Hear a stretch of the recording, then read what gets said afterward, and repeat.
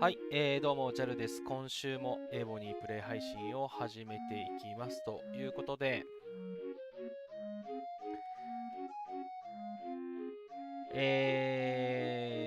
今週のね、タイトル10位までアレスになる SVS について本気出して考えてみたということでやっていこうと思います。で、ね、あの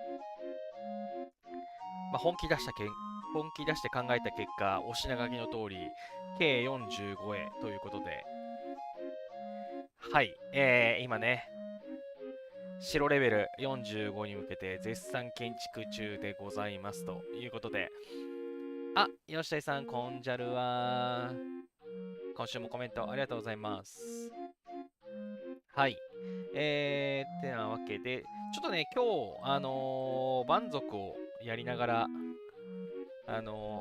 配信をね、していこうかなと思いますということで、こいつ、これ、殴ろう。ちょっと待ってくださいね。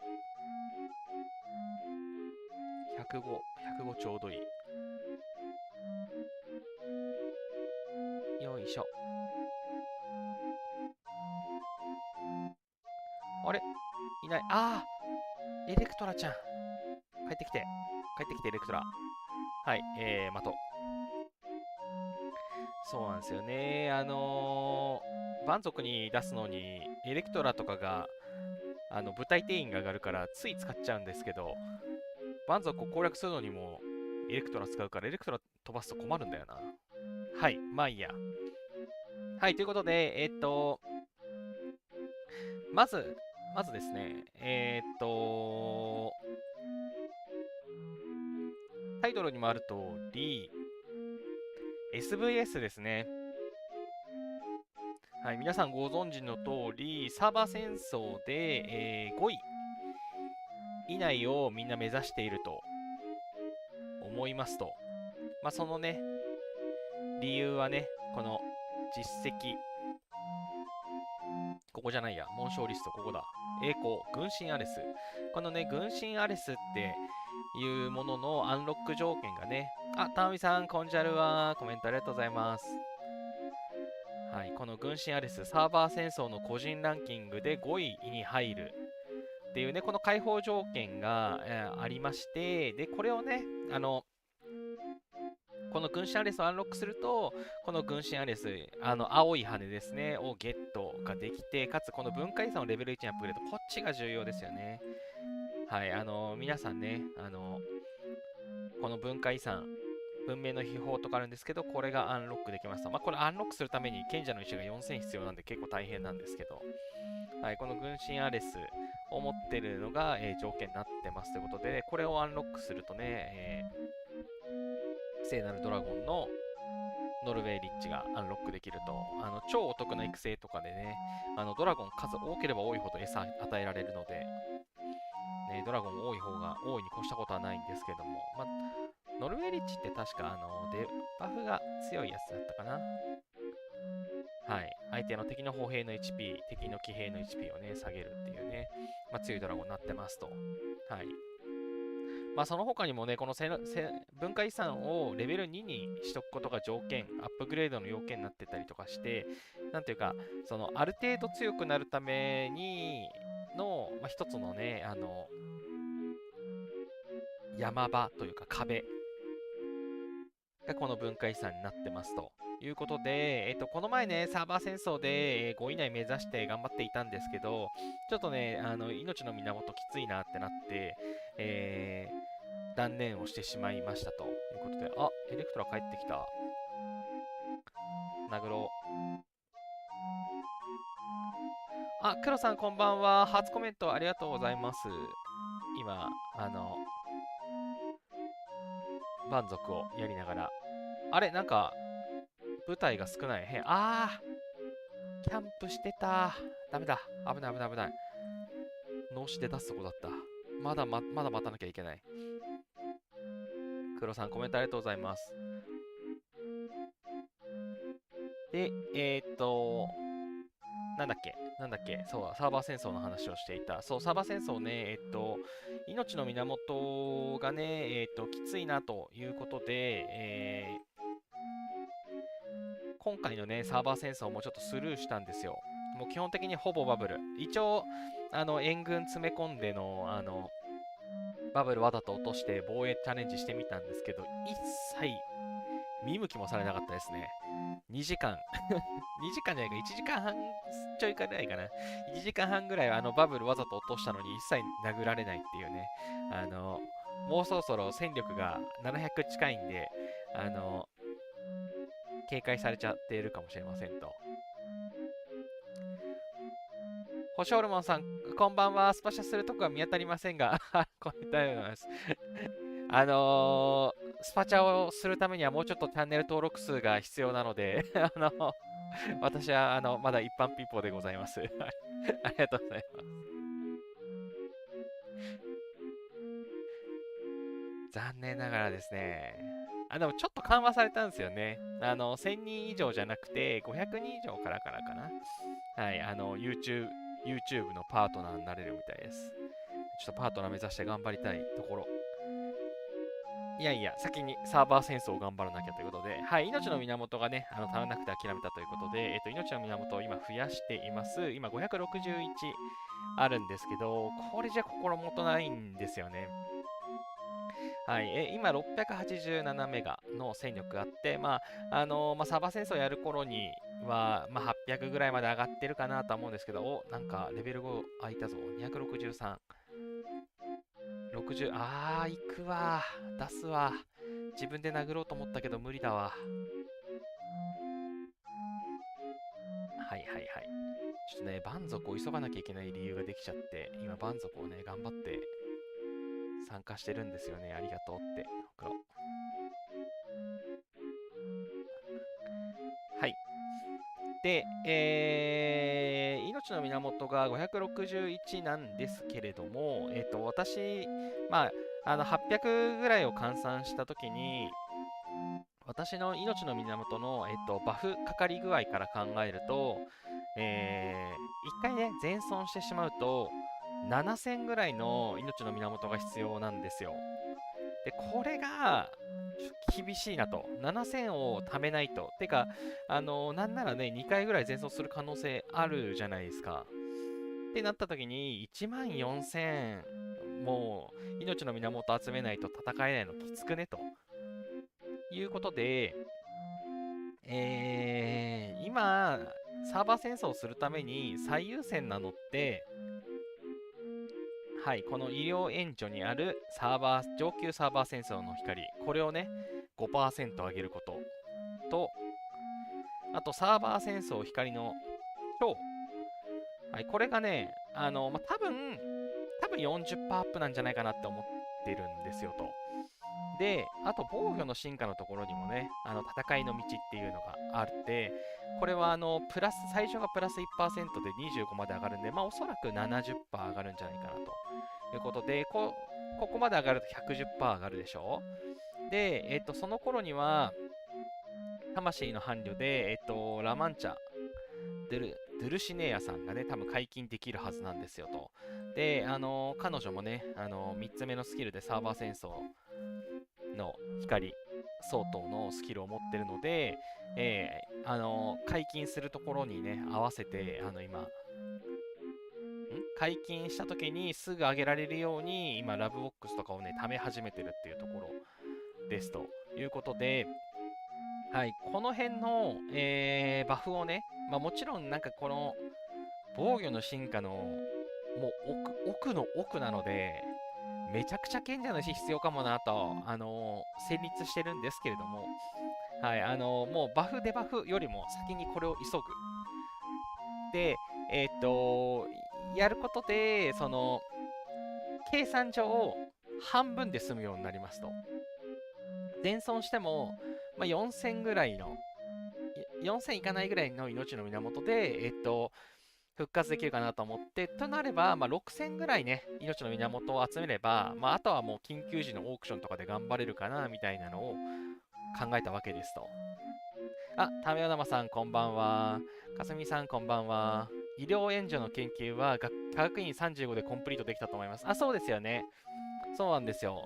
そう、科学院を35にどうしてもしたくて、防御の進化もそうだと思うんですよね。防御の進化、どうなんだろう。防御の進化多分、35でこれ全部いけんじゃないかなって思ってるんですけど、そう、ここの辺もね、全部35ってなってて、36とかはね、出てこないと思うんですよね。36以上は、軍事研究所みたいなやつ、計36から作れるようになる場所だと思うので、基本的には科学院は全部35になれば、全て達成ができるようになるかなと思っていて、ってなるとですね、この研究をする期間が必要だなと。はい。サーバー戦争に参加するための、切符、命の源。まずこれを集めなければいけない。集めた上で1個の価値を高めないといけない。ってなった時に、計35、科学院を計35にしていく必要があります。でも、王城のアップグレードってめっちゃ資源食うじゃないですか。ちなみに34から35にするためには、全部およそ 4B 近くですね。すべての資源 4B 近く必要でしたと。ってなると、今回の資源還元イベントスルーすると、11月の、最初の週に、アップグレードをかけることになり、でも、こんな1000日みたいなやつを、なんでもない日に、加速したくなくて、スピードアップの還元の時に加速したいじゃないですかって考えると、逆算するともう10月やるしかねえと。はい。これは、11月のどこかでサーバー戦争、プレミアムなサーバー戦争が来ることをそれを予測した場合に、こうなるよねっていう逆算で考えてます。星ホルモンさん、JAL さんで全村で7000の港がいるってことは僕は、いやー戦争参加しづらい。やっぱりわざとパワー下げた方がいいんですかね。ですね、私もわざとパワー下げてたんですけれども、少なくともうちのサーバーではちょっと意味がなかったなっていうのが、反省点ですね。はい。うちのサーバーめちゃくちゃ、強い人ですね。もう40超えてる人が結構、40超えてる人は結構ではないけども、38超えてる人は結構いて、で、35の人とかも多くてっていうので、なんか全体的なレベルが底上げされたせいで、サーバー戦争結構強いとこばっかで当たって、ってなると、なんていうか、ナメプで殴ってこないんですよ。まあでもそれはそうですよね。なんか相手が弱いから弱い部隊で殴ろうってのはなくて、基本的に自分の持ってる最高の部隊、射撃で行くか、騎兵で行くか、歩兵で行くか、その選択肢は違うかもしれないけど、殴るときって全力でぶん殴るじゃないですか。はい。で、さらに強いサーバーになると、もう最初に偵察して T1 があるかどうかをチェックし、なければ、ソロで行く。あれば必ずラリーで行くっていうのがもう徹底されてて、もうラッキーパンチ狙えないなと。ってなったら、やっぱ殴って稼ぐしかないよねっていう風になってきて、はい、戦力は上がるわっていうのが、1年経った私のサーバーは、ちょっと微妙かなっていう感じでした。で、パワーを下げた方が、もちろん命の源は節約できる可能性は高いとは思います。結局、戦力依存なので。ちなみに、命の源1個で5万、戦力5万分の、兵が戻ってきます。で、これに、さっきのバフがつく感じですね。はい。例えば、医療援助の、こっち、サーバー戦争の光しか上げてなかった場合、これプラス 100% なので、1個の、命の源で10万の兵が返ってくるようになりますと。で、まあ、必ずね、1回の蘇生、命の源5個単位なので、まあ、50万兵が返ってくるみたいな感じですかね。50万。なんか計算合ってるか？合ってるわ。はい。タメオノマさん、防御の進化は35だと半分で止まっちゃいますね。下まで研究で、そうなの？あ、そうなんだ。いや、ありがとうございます。そうなんだ。防御の進化って、これ、ここの下の方のやつって、その、科学院レベル35って書いてあるんですけど、これあれですね、罠ですね。はい、その罠はね、よく知ってるんですよ、これ。この、コンクリートの挫折状。これね、科学院レベル34あれば研究できるよって書いてあるのに、致命的な罠、レベル8、センチの罠、レベル8が条件になってて、ここでね、引っかかるっていう、科学院レベル35必要じゃないか、みたいな。なるほど、これ来るんだ。マジとなると戦いの道上げらんないじゃん。それは、それは困るな。それは困る。まあ、こんなね、下までちょっと、そもそも研究するために賢者の石がめちゃくちゃ足らないので、賢者の石をオークションで買うか、命の源をオークションで買うかの違いでしかないかもしれないんですけど、ああ、そうなんですね。それはちょっと残念でしたが、仮にここまで行っても途中で止まるということですね。まあまあまあまあまあまあ、少なくともね、医療援助のこいつはマックスできると思うんで。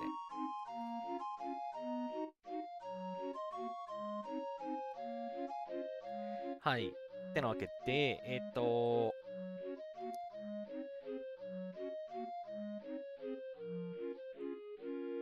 なんかログが上がってる。負傷1万。おわレベル5の蛮族1万7000負傷で上げてんのすごいな。あ、いなくなってる。もうなくなったやつか。はいはいはいはい。で、なんだっけ。はい、命の源の、効率上げたいから、K45 に、K35 にしたいよ。ってことは、城の K35 急がなきゃいけないよねってなった時の、そう、逆算して、このタイミングに上げるしかなかったですということで、一応ですね、先週の配信中も喋ったんですけれども、このプレミアムなサーバー戦争ですね。今、コンスタが、このプレミアじゃない、アルティメットウォーか。アルティメットウォーってなってますけど、これとね、なんか同じような帯がサーバー戦争についたときに、さっきのアレスの解放条件が、10位までなると思うんですけど、これが、もしかしたらですよ、私、運営でも何でもないので、来なくても恨まないでほしいんですけど、一応、去年11月の最初の方の SVS のタイミングで、このアルティメットウォーの、サーバー戦争があったかなということなので、仮に1年に1回来るんだとすると、もうすでにね、10ヶ月来てないんで、11ヶ月か来てないんで、はい。去年の11月がたまたまだったのか、それとも毎年11月に来るのか。なんか確かエボニーって11月リリースでしたっけ？なんか11月か12月ぐらいに去年6周年みたいなやってた気がするんですよね。っていうのもあって、もしかしたらやっぱ11月来る可能性高いんじゃないかなって思っていますと。っていうので、ぶっちゃけ11月に来られても、命の源も研究もなんか多分そんなに足りてない。それどころか、多分計14作れるほど施設上げられてないっていうのが、実態な気はするんですけれども、少なくともね、参加の切符だけはゲットしておきたいなということで、今上げるしかないやっていうので、今上げることになりました。タメオナマさん、自分のサーバーだと 45B のプレイヤーがいるので T12 億だと一撃ですね。今回も 45B と 55B と戦ってましたし、モンスター。やべえ。やばすぎる。はい、そうですね。そういう巨大怪獣がね、暴れてるようなところは、もうそもそも、なんていうか、あの結局、戦力って掛け金だと思うんですよね。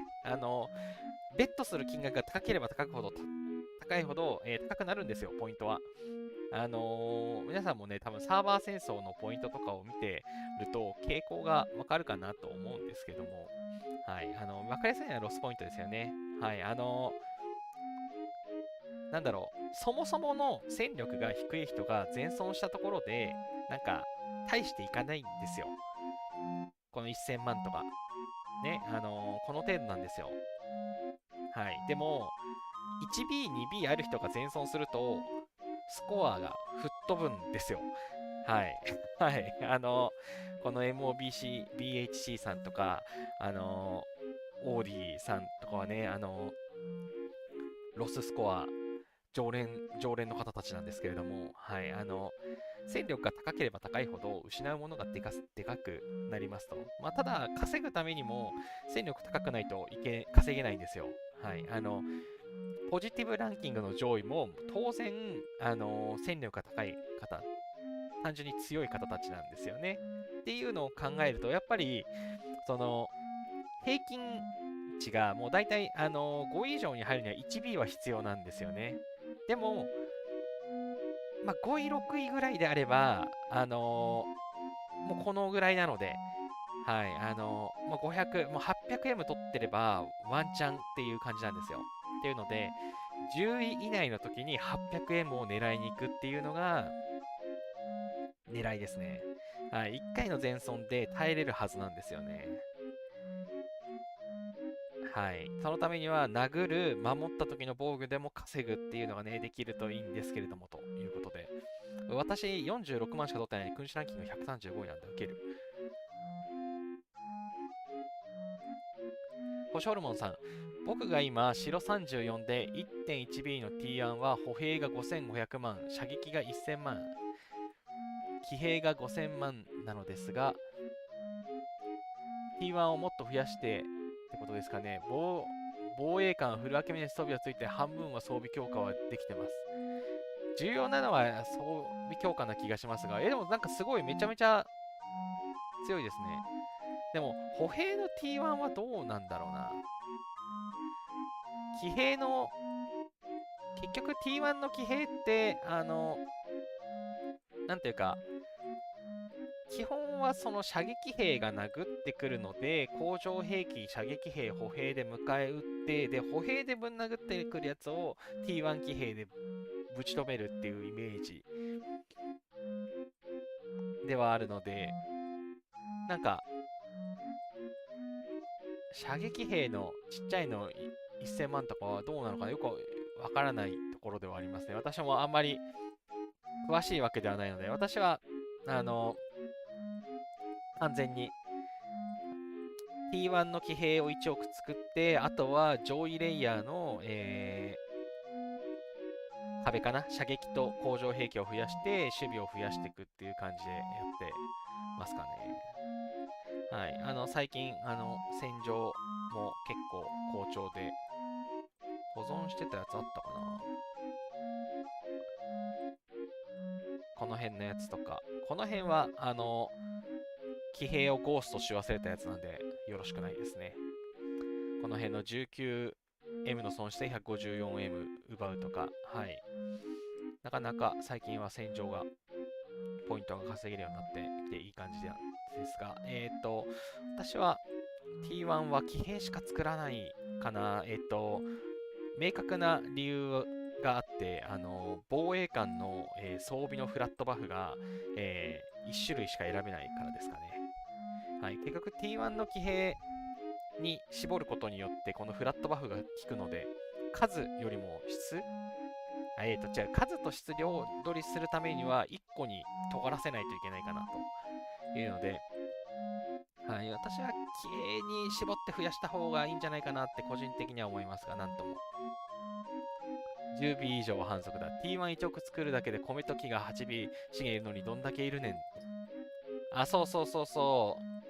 そうなんですよ。だから私は2回に分けて 4B、4B で作りましたね。まあでも、なんとかね、なんとか 10B は頑張ればギリギリやれるかなっていう感じがして、そう、今もね、それで頑張ってるんですよね。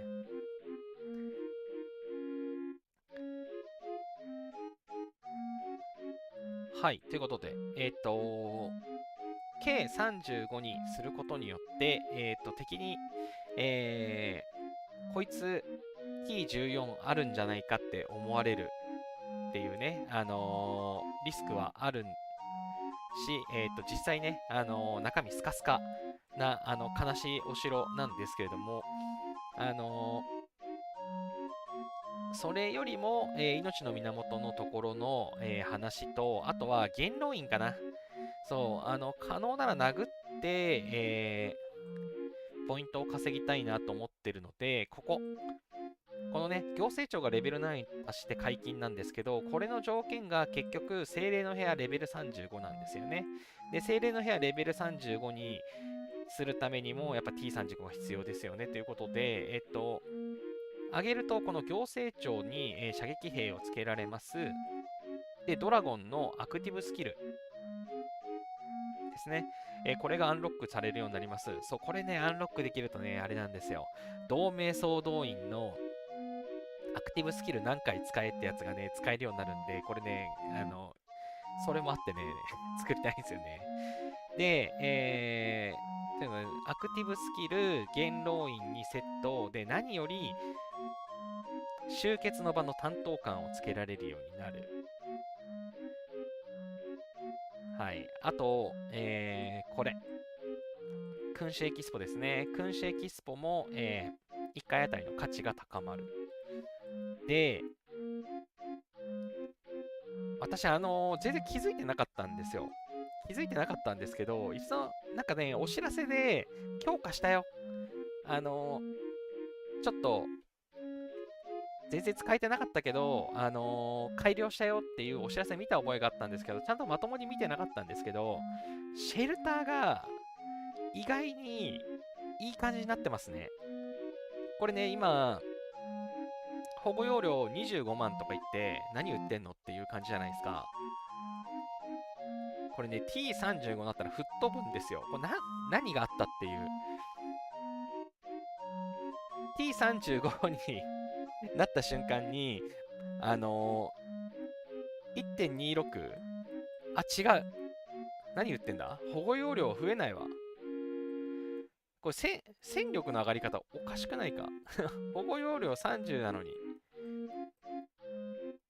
これ全部そうなのかな？戦力めっちゃ上がるんだけど。K35 になった瞬間めっちゃ上がるの？そうでもないよね。シェルターだけか。シェルターだけだ。シェルターなんか強いじゃんと思ったけど、全然強くなかったです。すいません、勘違いでした。めっちゃ入るようになるのかなと思ったら全然違うわ。入る量大して増えない、2万とかしか増えないのに、戦力がバカ上がりする。何これ？なんか、設定間違えてない？まあいいや。はい。まあ、今は、なんだっけ、そう、今、軍隊の招集でね、ちょうど来てて、いろいろ作っていたんですけれども、歩兵と、騎兵と、か、基本的にはこの T13 系が今まで全然作ってなかったので、作って、あと T12 の、カタパルトかなとかも増やしてっていう感じで、騎兵は騎兵は一番強いのだけ作って、それ以外はちょっとずつ増やしてっていうので、防御体系、防御陣形を強化している感じですね。ホショルモンさん、JAL さんのサーバーの B って同盟のメンバーに 10B ちょいのパワーの日本人メンバーいません？少し前のサバ戦で僕のサーバーの人がボコボコにやられてました。日本人？ B に日本人いたかな？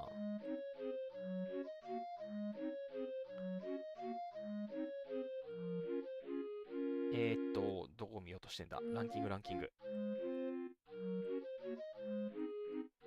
最近ね、人の入れ替わりがすごくて。日本人の方誰だろう？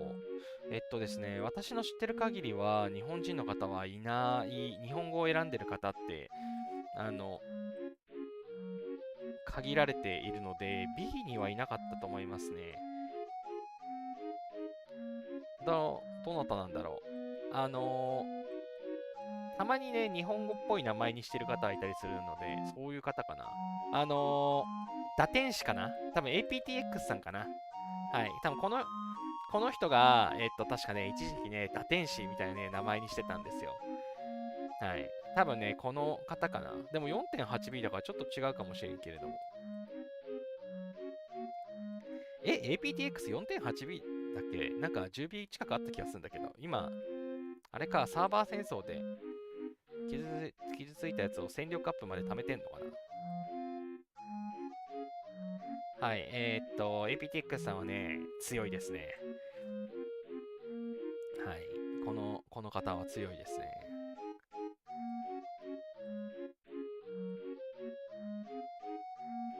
さてさて、ってことは、星ホルモンさん、サーバー戦争で、一回ご一緒したんですね。なんと、B を知ってるということは、うちのティミーとか SNG とかもわかるかもしれないっていう。はい、サーバー戦争の、スコアが、全部残してあるので、もしかしたらわかるかもしれない。特定ができてしまうかもしれない。さて、なんだっけ。空いてるとこないかな。なんか、めちゃくちゃ喋ってるけどよくわかんないからいいや。あ、10時32分。あれ、今日って、あのイベントやんのかな。ちょっと、ハイブに戻っとかないとまずい。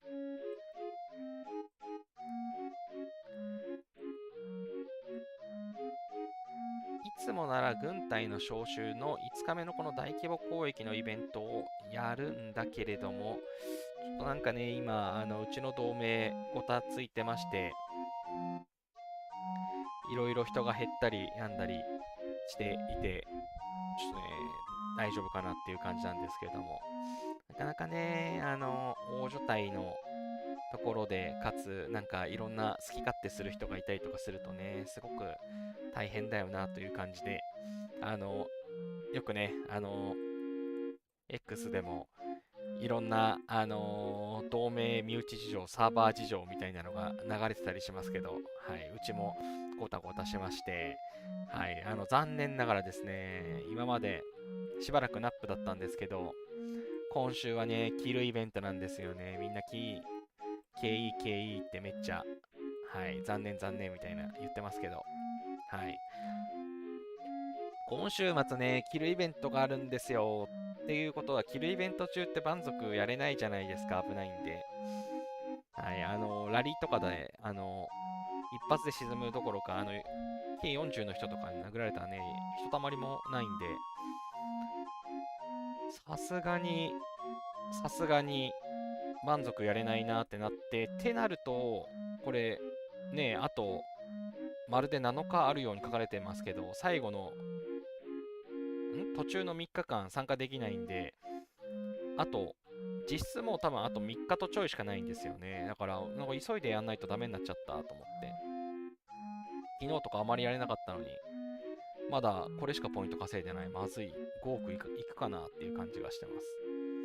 そう、蛮族も速やかに完了できるようになるためにもね、早くいい順位を作りたいですよね。なんかすげえ微妙なとこにいる人がいる。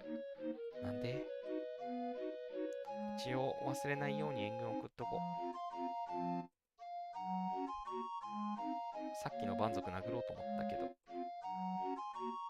あえずいいや。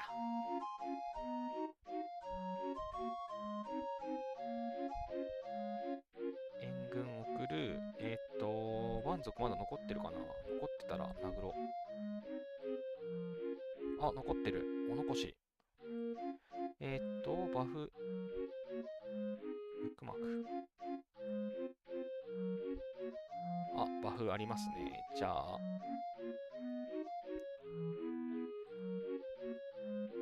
ほい。はい、今ね、蛮族を殴る構成は、エレクトラとメイソン・ウィーバー補佐官にしてます。PVP の射撃兵の時にはカール12世をつけてるんですけれども、蛮族の時には工場兵器のね、削り、めちゃくちゃ重要だと思っているので、こんな感じにしています。はい、でも部隊定員がね、もうちょっと多ければ、削れると思うんですけど、まだね、エレクトラじゃん、限界突破がね、2しかないんで、早く舞台定員10%上げたいなー。でもね、全然、かけらが、集まらなくて。はい。ひたすらブーディカばっかり、遺跡の報酬で出てきますね。はい。こいつ、ナーグロ。タメオナマさん、うちのサーバーで KER って宣言した方がみんなの反対にあって取り消ししたことがありましたね。しばらく経緯なしです。いやー、それがいいと思いますよ。なんか100害あって一理なしというか、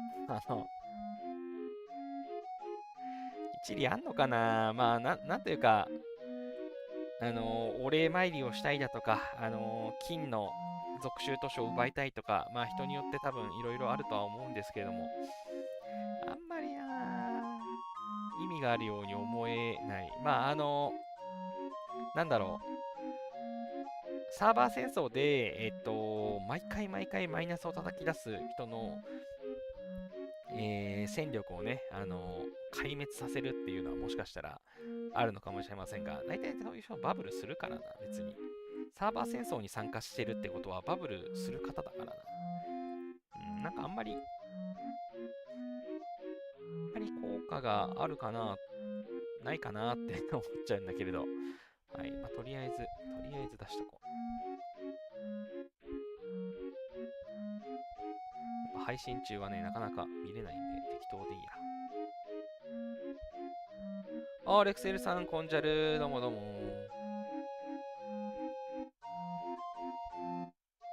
星ホルモンさん、今確認したら1032の B の日本人同盟とでした。ちなみに 13.5B になってました。そういうこと、別のサーバーですね。私も、なんかいつかのサーバー戦争で B っていうのが相手にもいたな、みたいな感じで、結構、人気っていうのはなんか違う気がしますけど、よくある、名前なんで、やっぱそういうのがあるんですね。さあ、ドロップ増しましていこう。はい、基本的に、参加するのは通常ボスと、通常ボス優先ですね。はい、理由は、こいつ、新重介のためです。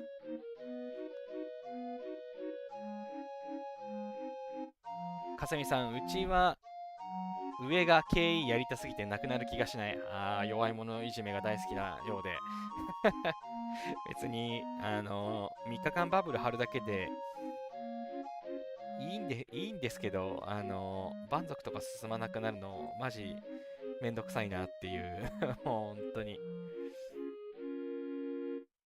もしホルモンさん、個人チャットでやり取りしてるんですけど、課金が少し良い軽4フルオプションで新車で買えるくらいの課金だそうです。はい、そう、アプリゲームね、結構、そんぐらい課金しちゃったりすると思うので、ね、熱くなりすぎないように気をつけていただいて、ちなみに私が、今ね、無課金プレイをしているのは、前の戦争ゲームで、それと似たことを起こしたからな気がしますね。はい。もう二度とあれをやってはいけないということで、配信でね、無課金プレイって言って無課金でやってたらね、なんかおかしかったらすぐバレるんで、はい。無課金で頑張るんです。ということで、はい。別に課金を否定してるわけではないと思います。むしろ課金してくれる方がいないとね、ゲーム成り立たないんで、ありがとうございますということと、それでも、ね、勝てるように頑張りますというところで、そろそろ、あれこれ、まずくない？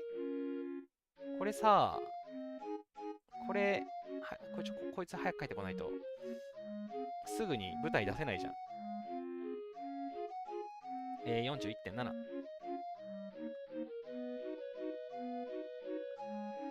はい、蛮族。まあ、105なんでね、余裕だった気がするけど、どうだっけな、違う、射撃がいるからね、105はちょっときついんだよな。射撃が多いんだよな、確か。射撃多いとね、怪我するんだよな。はいはい、41.7。よし、帰ってきた。まあいいか。多めに出そう。64出しちゃっていいや。おい。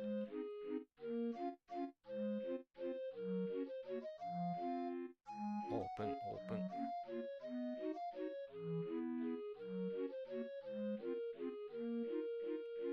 さて、戦果ははい。7466。やっぱ怪我結構してるな。はい、407%バフでね、結構強いんですよね、105M。はい。で、死んでるのが、やっぱ射撃兵のね、T13 が死んでくんですよね。で、工場兵器はもうボロ儲けなので、やっぱね、工場兵器をね、増やしたいんですよね。T13 の工場兵器を増やせば増やすほど安定する感じがしているので。はい。まあ、先週、前回の蛮族の時にはT13 の工場兵器全然いなかったので、はい、戦力を抑えてたのでこんなことができなかったんですけど、はい、だいぶ、安定して負傷が、少なくやれるようになってきたかなって感じですかね。多分ね、131M の方が怪我しないな。131M ってもっと、はいはいはい、125いった。105でしょ？ 121。131M なんて離脱兵2しか出ないしな。うん、26だわ。うん、やっぱ 131M の方が楽だな。はい。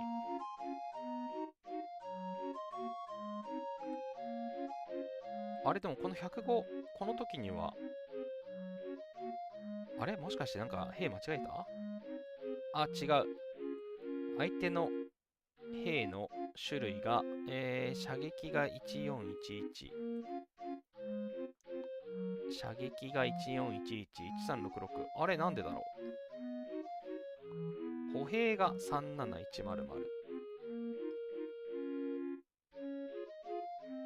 なんで今回の方が怪我してんだ？なんかバフ足んなかった？違う。なんか全体的に違う。1321725。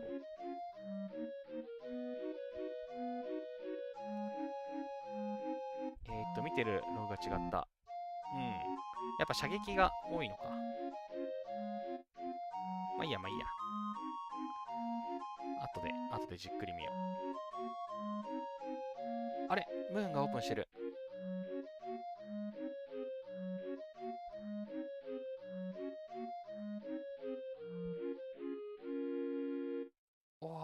これには出したい。これには出したい。ってことで、すいません。そう、配信中にもかかわらずめっちゃプレイしながらやっている。星ホルモンさん、重課金者がたくさんいるのに、ここまで不具合と更新が多いゲームも珍しい。それでもやめられないですけど。そうですね。いや、エボニーめっちゃ儲かってますよね。絶対。いや、こういう戦争ゲームって、熱くなって、課金する人が増えるから、絶対美味しいですよね。よいしょ。はい。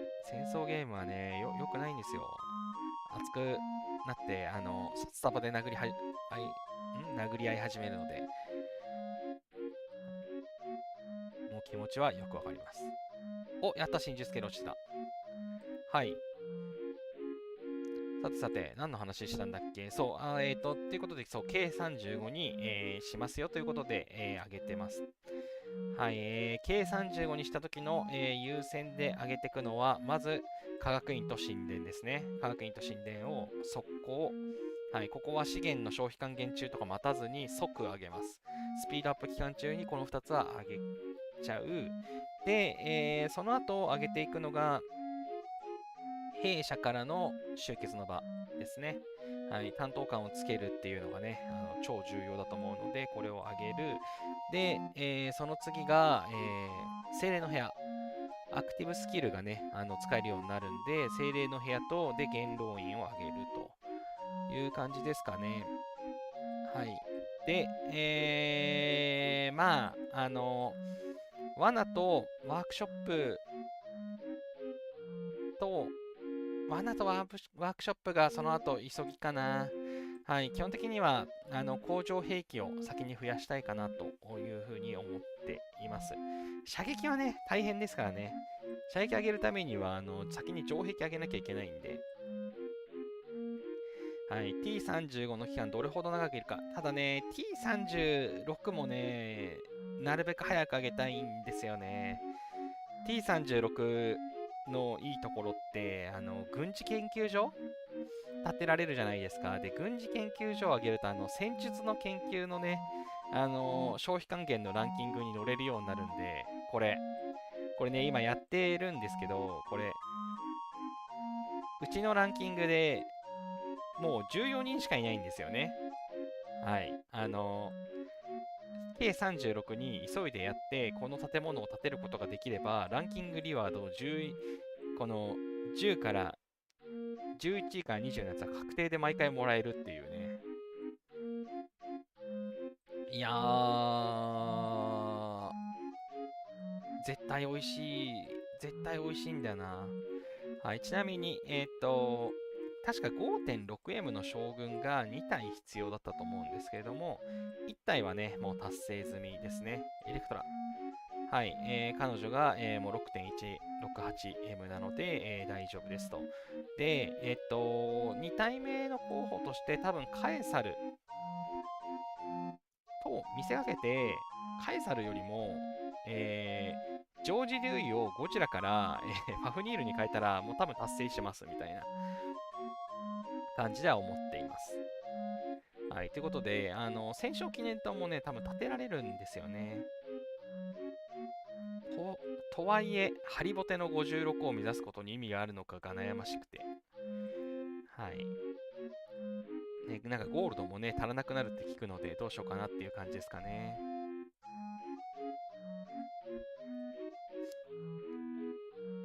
さて、でだ、そう、この K35 を目指してるのはいいんですけど、この K35 を目指したことで不具合が出ていて、本当は今回の資源消費還元のイベントは、5B、全部 5B 達成でやめようと思ってたんですけど、そもそも王城を作るのに 4B ぐらい持ってかれたんですよ。ってなると、本当はいろんなね、施設を上げたかったのに、なんかちょっとプラン崩壊するなと思って、気合で今、全 10B 狙いをしています。はい。2回目の全 10B ですね。はい。今、7B、6B、6B、6B。まあ、ほぼほぼ、木材以外は 7B ぐらいの消費になってるかな。はい。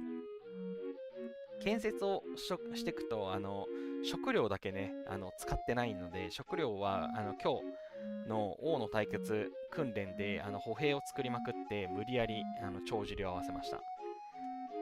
はい。ということで、今のところ、まだストックが、1.5B ぐらいあるんで、あと1点ちょい、1点ちょい貯められれば、リワードとかも手に入るんで、全部 10B いけるかな、みたいな感じですかね。はい。今ね、急いで生産を上げてるところです。ちょっと、今だとちょっと足らないんですけれども、いやー、そう、だからこそね、リワードが重要で、北方間の侵略者頑張ろうと思ってたのに、まだ6日もあるから余裕だぜって思ってたのに、KE があるから、おいおい、この資源箱スーパーレアもらえない可能性があるじゃないかっていうね、域であります。はい、はい。なんかいっぱいコメントしてるけど、よくわからない。よし。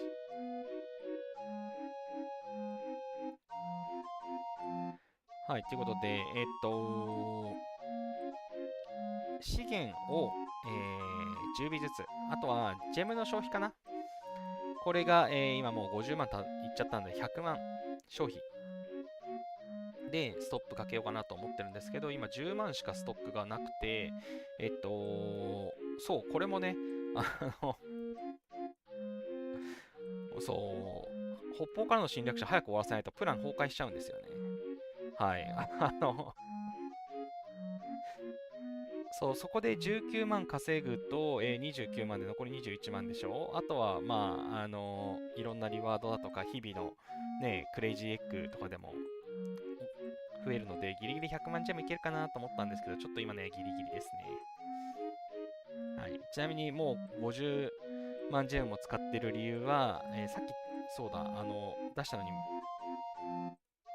話しなかった。はい。エレクトラの、特性をね、やっと、天才にしました。ということで、はい。この1個目の射撃兵の攻撃、射撃兵のレス、はい、この辺もやっと天才にすることができて、で、これ知らなかったんで、初めて、左3つを天才にしたので知らなかったんですけど、左3つ天才にすると、この4つ目のやつ、最初からもうベテランついてるんですね。へーへーってなりました。はい。ということで、ここね、グラマスまで一気に上げて、残りの、ところは、8000も今、ルーンがなくて作れないので、ちょっとね、待ってますと。で、このダブルドロップのね、やつが最近貯められるようになってきたので、だいたい、ダブルエキスポ率多分ね、6ぐらいがね、一番期待値高いのかなと思ってるので、はい、80ずつの、やつで、ダブルドロップ率、ダブルエキスポ率、50%で、やっていくっていうのを、今後、ちょいちょいやっていこうかなって思ってます。はい。そんなところで。タメオナマさん、34から35だと消費資源が跳ね上がりますよね。建物もだいたい1尾超えだし、そうなんですよ。そうなんですよ。高すぎますよね。はい、このね、神殿のアップグレードもすぐやる気なんですけど、ほぼ 1B なので、資源消費イベントで、10B なんとか達成したとしても、すぐに少なくとも科学飲用の、資源は回収集めないといけないと。結構きついですよね。そう、結構きついので、今、考えてるプランとしては、生産力を上げたいと思っています。今ね、もう、生産系の施設は全部34。嘘つきました。採石場が今33のやつが2つ。片方アップグレード中なんで、残りこれ1個上げれば、生産施設は全て34になります。なんですけれども、そもそものバフ値を上げたいよねと。今、今ね、ちょっと、クソ生産アップ中なので、結構高いんですよ。3.4、1時間あたり 3.4M、3.2M、2.6M、2.7M ということで、木はね、人気をつけてます。そもそも木がストック足らないんで。で、防衛官、平和の時の最強の守護者、シャジャルさん。もう JAL って名前がね、ついてるからいいですよね、彼女ね。はい、シャジャルさん使ってます。で、生産マシマシなんですけど、さらに、今ね、はい、食料生産量、木材生産量、石材生産量、鉱石生産量、全部200%アップにしていますということで、はい、8時間に1回ね、切り替えなきゃいけなくて面倒なんですけれども、これ今使ってますね。なくなってるから合成しないと。ただね、これね、合成をするとね、結構ストックしてあったらなくなるんですよね。はい。もう42まで減っちゃった。そろそろオークションで、この24時間生産アップを買わないといけないか、オークションじゃないや、闇市で買わなきゃいけないかなって思ってます。はい。このね、200アップを維持して、生産量をね、マシマシにしておこうかなと。はい。まだね、まだこんだけあれば、食料ももうちょっと合成しちゃおう。はい。8時間に1回、更新しなきゃいけないのは手間なものの、200%アップはね、さすがに強いんで。はい、これでなんとか生産力を上げてますと。で、それだけじゃと足らないので、こいつだよ、こいつ。ライチョウのアンロックして、このすべての資源の生産力3.7%アップ。これをね、早く上げたいんですよ。ね、そのためにこの充血のなんちゃら貯めてるので。で、ジェムを使うんですよね。なので、消費還元中にやんないともったいないので、上げるなら今なんですよね。あとね、こいつ。この、ライチョウの右上、このすべての資源の生産力プラス 1%、これ嘘なんじゃないかと。はい。これね、バグなんじゃないかって思ってるんですけど、これまだ治ってないですね。治ってないですね。これね、キツネとね、ほぼ一緒なんですけどね。キツネの、真ん中のところと、ここね、酷似してるんですよね。駐屯工場兵器の HP、資源採集速度 1%。駐屯工場兵器の HP。駐屯工場兵器の HP。すべての資源の生産力プラス 1%。これ本当か？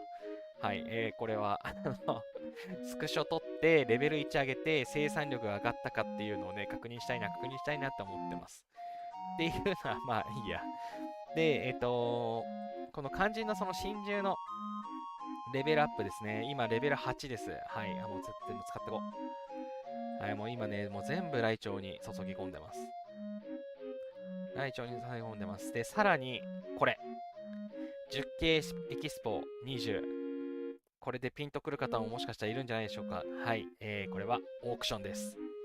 はい、オークションで、相場は1万1000から1万5500ぐらいだと思います。だいたいそのぐらいの幅。最初、初手で入れると1万1000だった気がします。はい、私はもう1万5500だったら払っていいなと思って、はい、ジェムで10系エキスポ、真珠エキスポ買ってます。ということで、20万。はい。で、120、1200万ぐらいかな。なので、あとちょっとですね。あと3メガぐらい。あと3メガぐらい。そうだよね。そうだよね。1250だもんね。1250万だもんね。今、930だもんね。はい。で、オークションある？オークションある？あるじゃん。1万4000は入札ですよ。はい。こんな感じで、この10系真珠エキスポに、今ね、ひたすら入金する日々です。今は、蘇生の石より、命の源より、こっちをね、今優先してオークション狙ってます。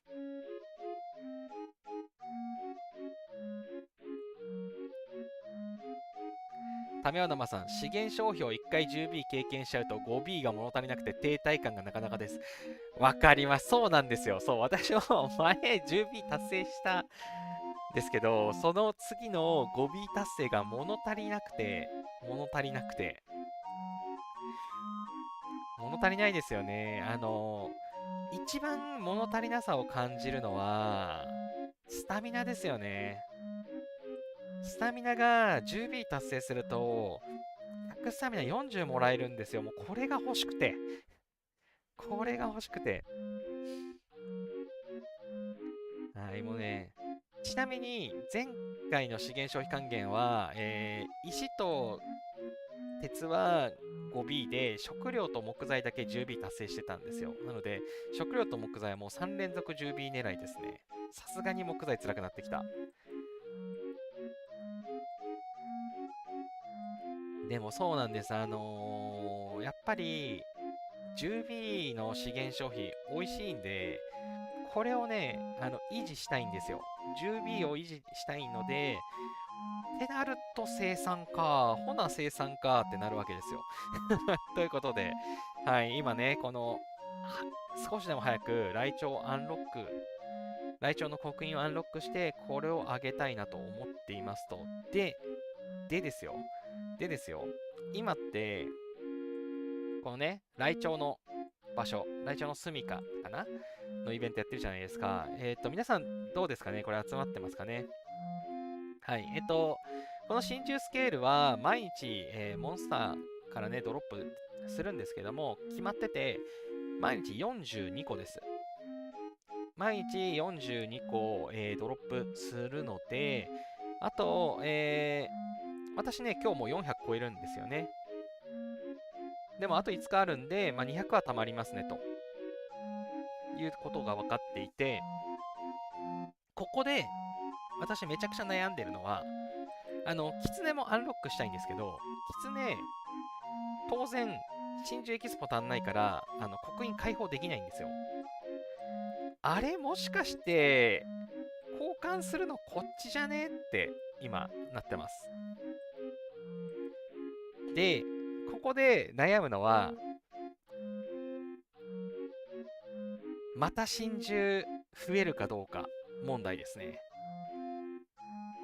7月にケイローンが出て、8月なんもなくて、9月にライチョウが出たんですよ。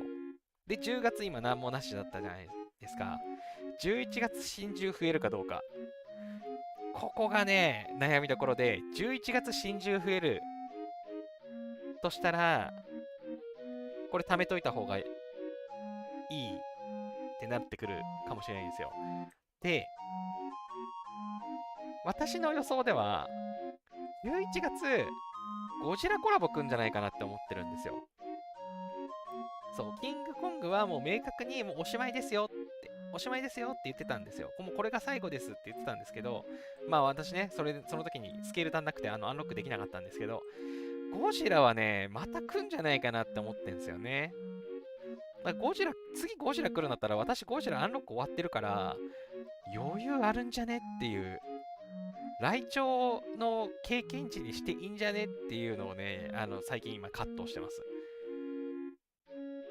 吉田さん、真珠スケールと真珠エキスポの両方が全然足りないです。本当ですよね。私も全然足らないです。まだアンロック足りてないのにどんどん増やすの本当にやめてほしいんですよね、ちょっと。もう私、去年の9月かなにエボに始めて、その時からこのね、キツネとペガサスなんかいたんですけど、はい、なんか、キツネさんはついぞアンロックできずそのまんまですね。いやー、真珠エキスポはね、ほんと手に入んないですよね。いや、将軍なしだけど出そう。あ、くそー、オークションやられた。17000はね、払いたくないんですよ。10K 真珠エキスポね、ちょいちょい出てくるんで、15500が出せて限界かな。それ以上はちょっと割高感が。いや、GM で解決できるんだったら割高でもなんでもないんだけれども。でもね、まだチャンスはあると思うので、もうちょい待とうと思います。はい、ということで、とりあえず、もう今の方針的には、あ、どっちベヒーモス。上限出してる。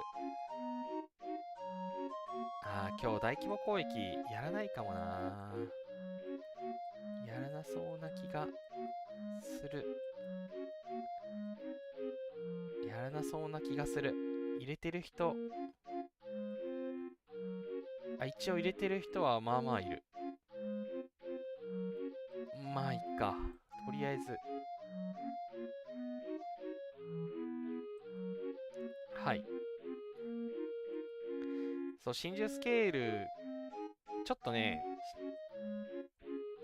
近日中に、ゴジラコラボが来る読みで、真珠は増えない。もう何より、ね、この真珠刻印、もう収まりがいいですよね。なんか、スライドできそうな雰囲気があるのすごく嫌なんですけれども、この5つね、収まりいいからしばらくこのままでしょうと。はい。もうこのままと信じてます。ということで、少なくとも次、新しい真珠は来ない。私がアンロックしたいやつは来ない。読みで、真珠スケール、いくつかね、もう交換しようかなと思います。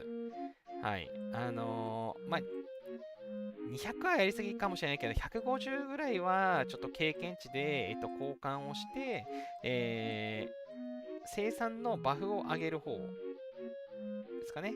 こっちを優先しようかなっていう感じです。ただ150を交換しても、まあ、5個ずつだったでしょ。だから30でしょ。で、2個でしょ。60でしょ。だから60万エキスポしか手に入んないんで、全然ね、レベル9にさえなんないっていうね、ちょっと、しんどすぎるだろう。しんどすぎるだろうって感じなんですけど、はい。しばらくね、ここで頑張ろうかなと思いますと。タメオノマさん、科学院35だと研究で行軍1増えるのでこんな時楽です。ほんとそうですよね。そう。はい、K35 にしたい理由、そうだ、これも言い忘れてました。はい、この軍隊の拡大。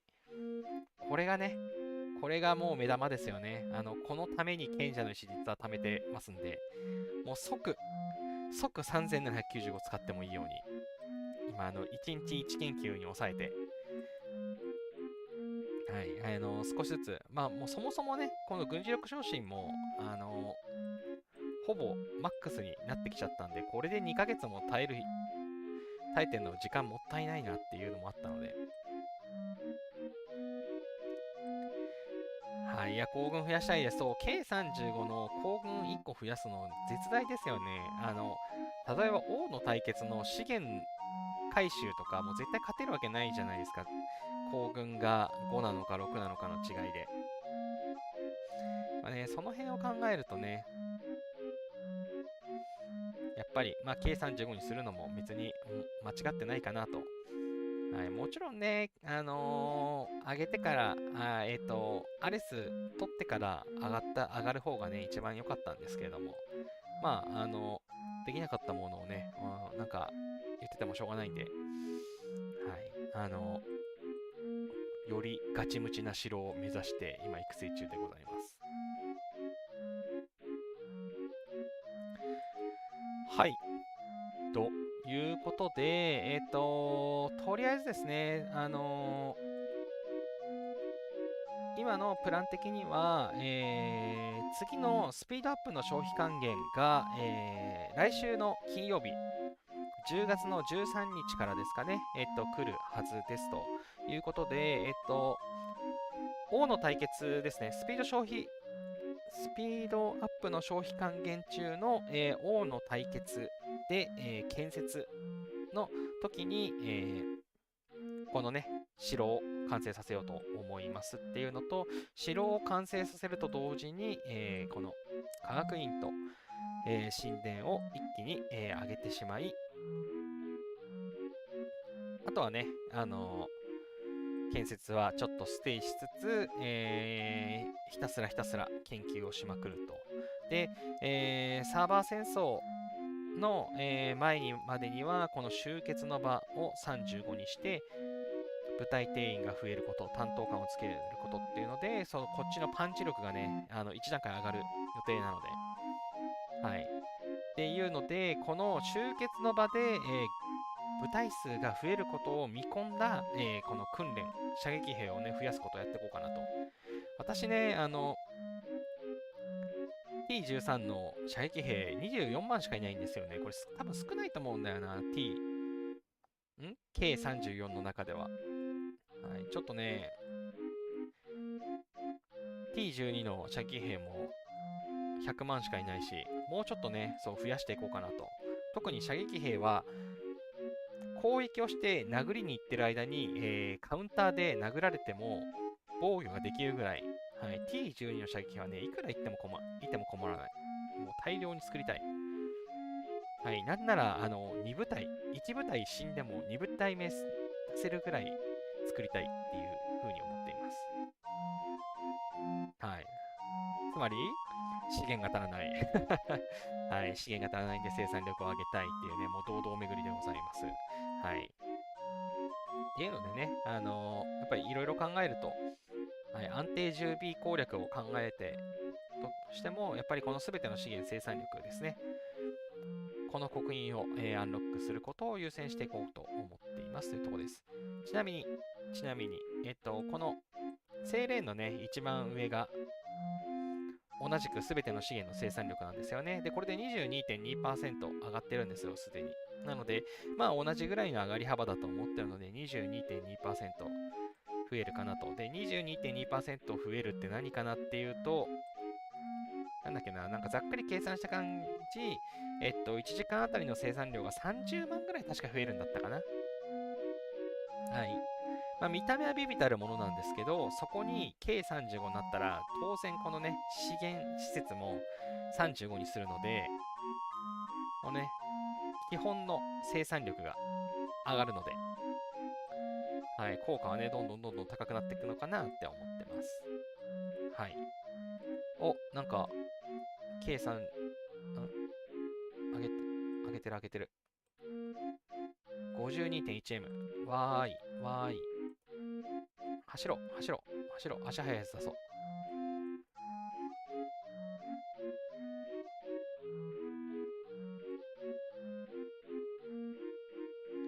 ほい、ほい、ほい。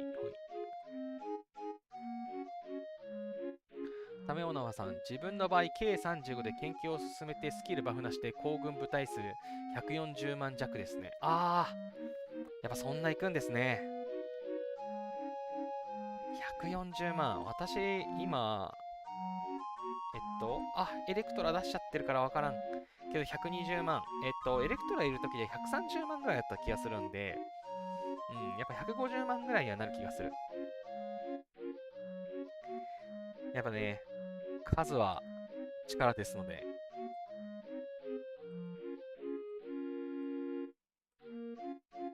数は力ですので、やっぱ部隊数をね、増やしていくっていうのは重要かなと思いますので、ちょっとね、急ぎ上げたい。急ぎ上げたい。そう、最近ね、戦場も、なんか、T1 1億ある人ばっかりで、ラリーする前に私先に殴られてやられちゃうんですよね。これ全然、なんか途中なのに殴られて勝ったやつだ。そう。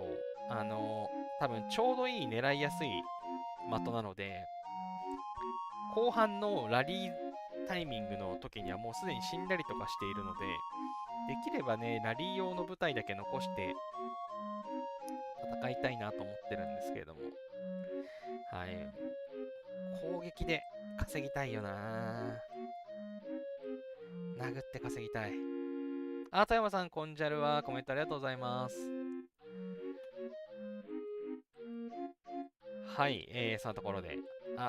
富山さん、総括すると、K35 にしますっていう、ただその話を、なんかいろいろ話をしてました。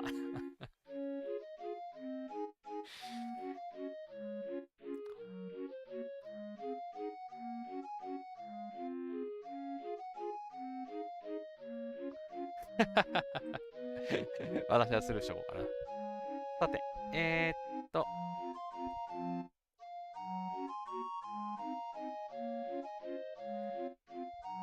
て、さて、なんだっけな。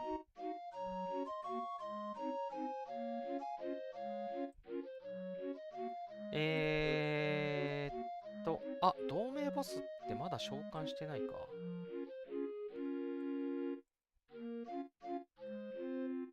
同盟ボスの召喚まだだな。名手が来たら召喚しよう。はい。何の話だっけ。はい。K35 にしますというところですということで、はい。もうすでに、このイベントはやることなくなった感があるので、はい。早くスピードアップ来ないかなっていうのが待ち遠しい今日この頃ですという感じですね。富山さん、今回真珠スケジュール全部経験値にやってました。やっぱそうですよね。いやー、なんかもう私もそうしようかなと思って、はい。もう、そうしないと、もうレベル10全然ならないなっていう感じなので、もうオークションと真珠スケール、はい、もう、15,500だ。あれさっきの競売もう終了したんだ。はい、15,500は入札して OK。17,000はやんない。OK。はい。いやー、このね、ジェムがね、めちゃくちゃ使うようになってきたんで、いっぱい稼ぎたいんですけど、サーバー戦争で稼げなかったのが痛いな。本当はサーバー戦争をやりたかったけれども、命の源がないとね、どうしても危なくて、無茶はできないので、はい。こんなにね、育てた白からになる方がバカらしいのでね。はい。まあ、その意味では、今週末からキルイベントなんで、女神像の厄介にならないように、ちゃんとね、しっかりバブルしとかないとなって思ってます。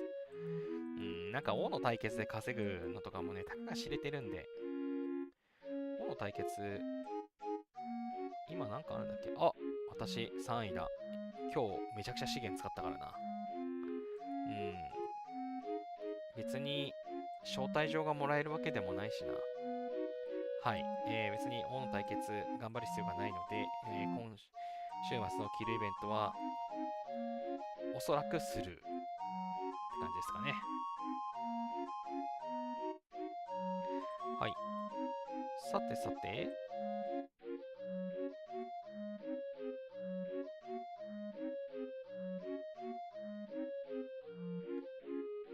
富山さん、そんな簡単に経験値増えません。命の源を貯めるために今回バブルしたものでした。同じですね。私もそうでした。さて、ということで、まあ、基本的なところの話は終わったかなっていう感じで、今週のイベントのところですかね。話をしていこうと思います。振り返りと今週のイベントの部分で、まあ、振り返るところはね、サーバー戦争お疲れ様でしたっていうところぐらいだと思います。サーバー戦争。いやー、厳しかった。はい、今回は相手がめちゃくちゃ強かったんで、40、41とか結構多かったので、はい、うちの、王女かな王とも、征服されてしまいましてということで、今絶賛ね、亀生活、みんな亀ですね。はい、みんな亀生活を行っております。あれ、なんかレックスさんに集まってるってことはなんか強いのが出てる。ヒドラ4は行こう。ヒドラ4は参加しよう。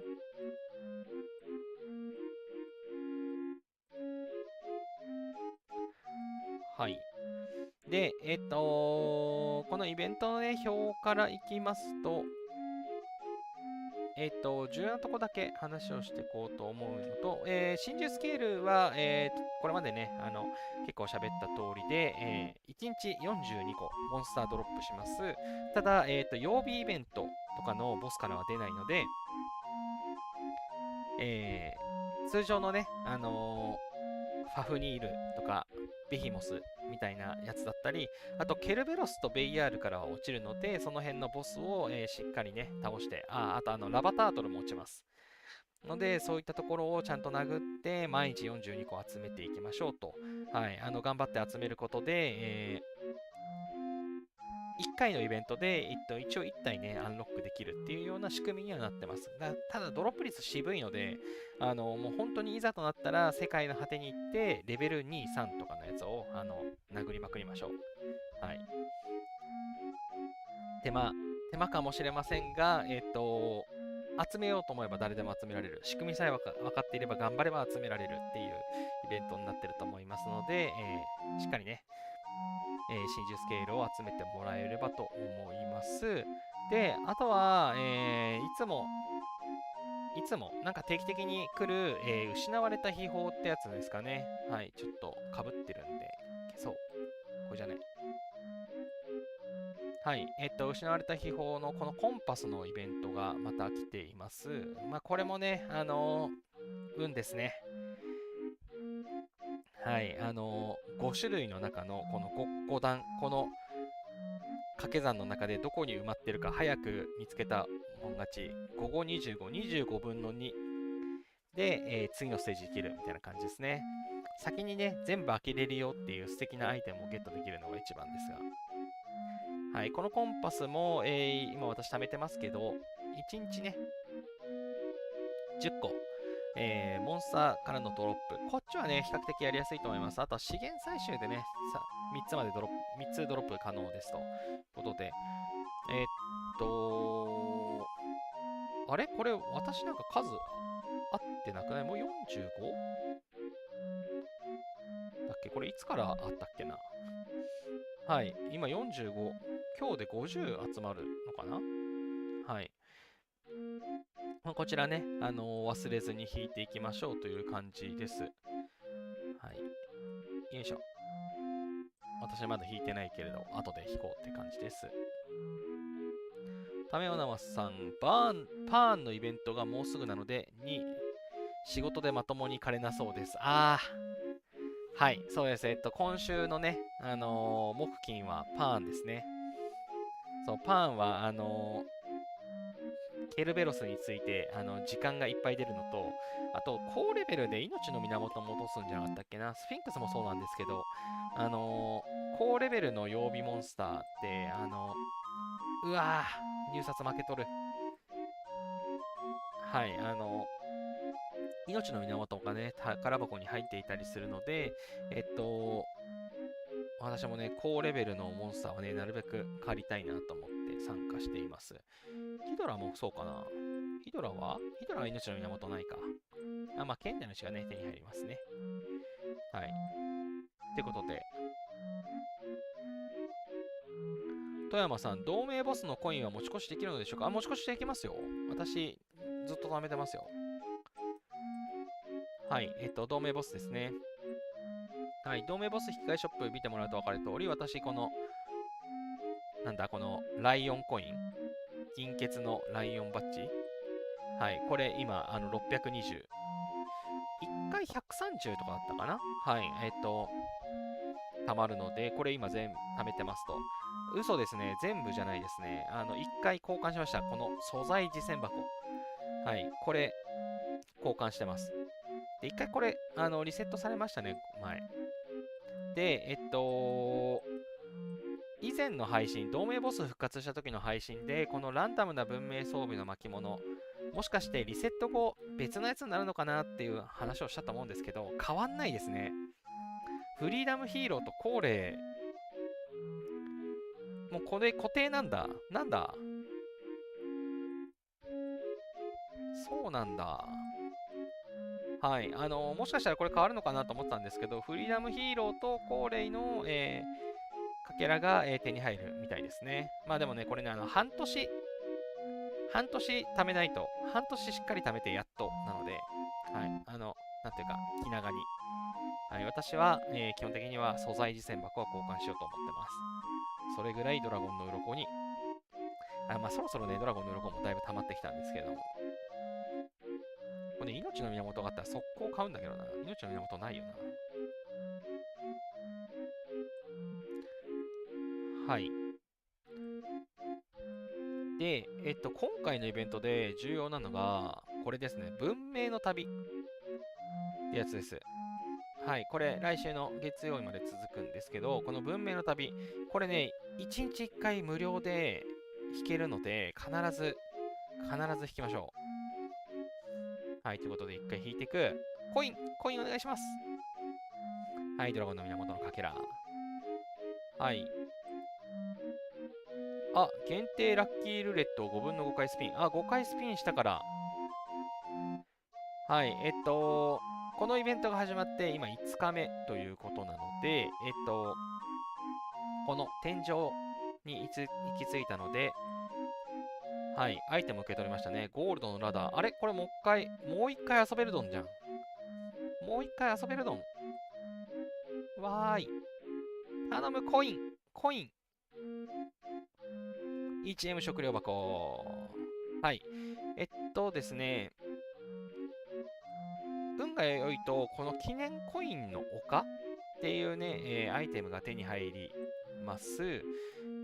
ただね、私ね、これね、みんな1回はもらえるんじゃないかなって邪推してるんですけれども、今開くとこの記念コインがね、5個もらえます。で、この記念コインを使って、このリワードのね、交換ができるような仕組みになっています。はい、引き換えストアで。で、ここで重要なのが、なんか見えてないいつものシールドになってるわ。重要なのは、記念コインが7個あると、この、あつ森あつ森って言って伝わんない気がする。はい、アイスブレーカーが出てる。やった、気づいた。アイスブレイカー、ティーチ。クレオパトラ、ゴー。はい、この、ね、もう皆さんもう忘れてるんじゃないかと思ってしまうんですけれども、この、結局、開いたけど名前が出てこない。はい、あつ森です。この庭をね、作るシステムの、アイテムが今回の、イベントでもらえる可能性があるよと。今までね、過去の秘密ルーレットっていう、課金じゃないと当たらなそうなイベントの中にあったんですけれども、今回は、コインが7個。この、なんちゃらコインを、5個、今私5個なんですけど、7個集めると、引き換えができますと。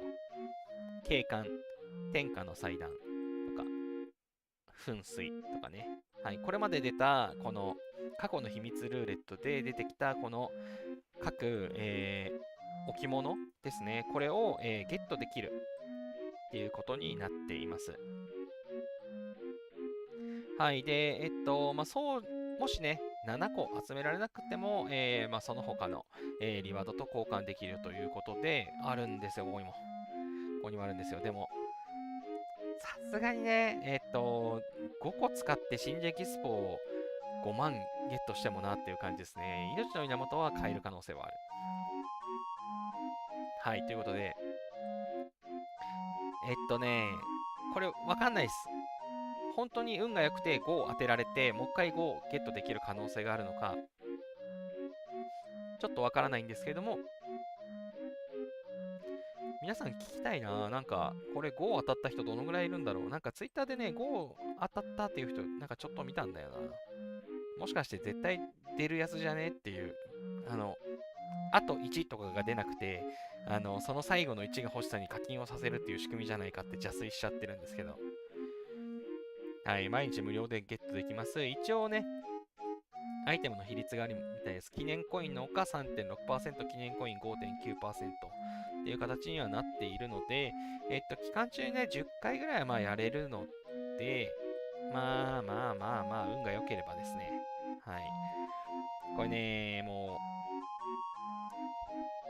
この記念コイン6で止まるんじゃないかな。7ゲットできるかな。はい。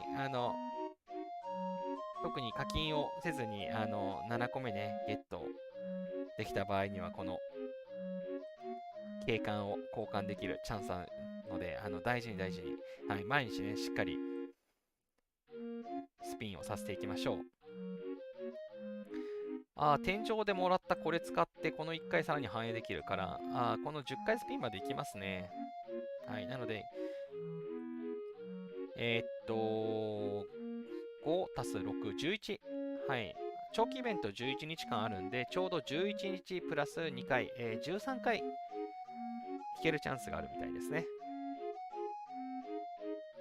はい。13回中、もし運が良ければ、景観がゲットできるかもしれませんということで、これね、忘れずに、毎日無料で引けるんで、ただ得なんで、ぜひお願いします。はい、それ以外のところは、これまでと同じだと思います。はい、私はちょっとオークションを眺めて、オークションも定期的に、ね、見ないと。はい。で、あとは、よいしょ、同盟走破が今回は来てますね。同盟走破、大体ね、この装備の強化5000回がね、余る。47で止まってこれが余るんですけれども、はい。後でね、青装備なんかをたくさん強化して、私も貢献しようと思いますが、はい、同盟走破は可能な限りね、早くこの50に達成すると、今度、このランキングモードに行って、ぐるぐる回せるので、うわ1187さん強いんだよね。WT さん。はい。はい、早く50達成すればするほど、この追加のランキングのところのランキングリワードにね、上位に行ける可能性が高まりますので、これはね、おすすめです。ただこれは、多国籍同盟のところで説明するの大変なので、強化しましょうぐらいの呼びかけぐらいしかできません。説明するのが大変すぎる。で、文明の夜景。はい、予測通りです。文明の夜景イベントが来ました。はい、私がね、この、蘇生かな、兵士の魂を蘇生させる、これを、達成させるためだけにずっと女神像に忍ばせていましたということで、はい、今週ね、おそらく、戦力アップ、王の対決、戦力アップが来ると思うので、運が悪いと来ないんですが、はい、明日か明後日来ることを祈って、まあ、もし来たらね、そのタイミングで一回やらせようかなと。離脱兵もね、今順調にストックさせてますので、魂を蘇生させて、その後に、離脱兵をわざと溢れさせて、魂をもう一回8万ぶち込んで、で、離脱兵を1回すみたいなね、ことをしようかなと思います。はい。次の機会の離脱兵まで蘇生分を作っとくっていうのがね、いつもの、やり方になってます。はい。文明の夜景のために、T1 兵を無駄に突っ込みます。はい。ということで、まあ、今回もね、50狙っていこうと思います。ぶっちゃけ、50は、この闇市200個以外は簡単にいけるんですよ。で、闇市を頑張るかどうかのところなんですけど、私、ね、全部 10B するの結構ギリギリで大変なので、この50のね、この各 2M さえ欲しいぜっていうことで、はい、今回も達成を目指しています。まあ、どっちみちね、ジェムは全然使っていく予定なのでね。吉成さん、バイキングありがとうございます。さっきアイスブレイカー出てたんですよ。で、あれが10分だった気がするんで、はい、今、参加してるんで大丈夫です。ありがとうございます。で、ラバタートルが参加したかった。ラバタートル1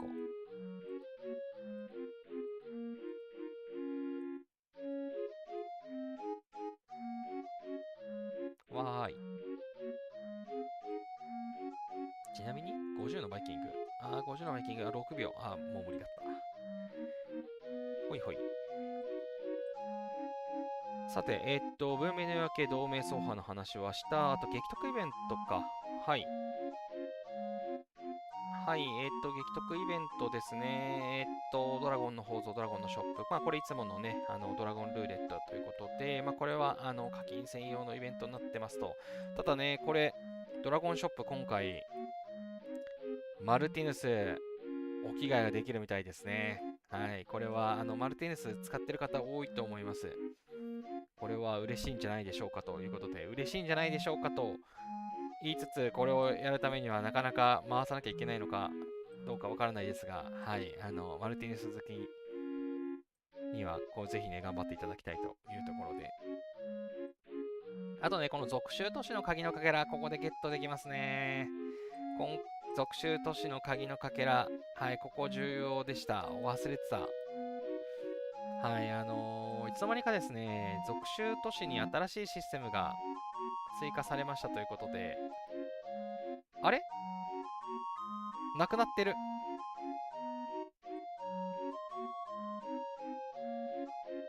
あれ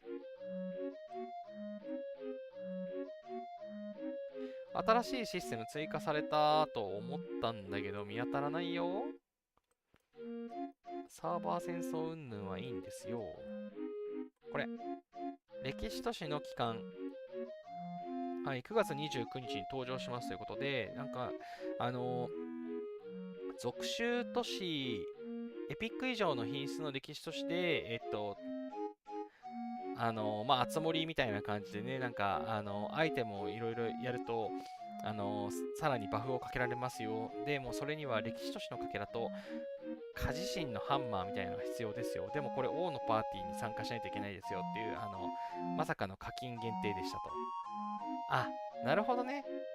今回、歴史都市の期間を解禁する歴史都市は以下となります。ウィーン、ロストック。本当に、でもおよびすべてのエピック続集都市じゃん。新機能を確認できない場合はアプリの最新バージョンにアップデートしてください。ということで、私、アプリのバージョンアップが必要そうですね。456.1 だ、これ。最新ってなってるけど。はい、PC 版だと最新ってなってるけど、出てないですね。はい、スマホ版の方はね、ご存知かと思いますけれども、ご存知、エピックを持ってたら知ってるかもしれないですが、この続集都市のエピックの画面にね、ちょっとなんか一段増えていって、なんかアイテムが設置できますみたいな感じのね、新しい仕様が増えました。課金専用のようでして、私には関係ないなと思って見ていましたということで、アイスブレーカー、日経真珠ヘキスポ Y、バーサーカーが出てきた。バーサーカーさんか。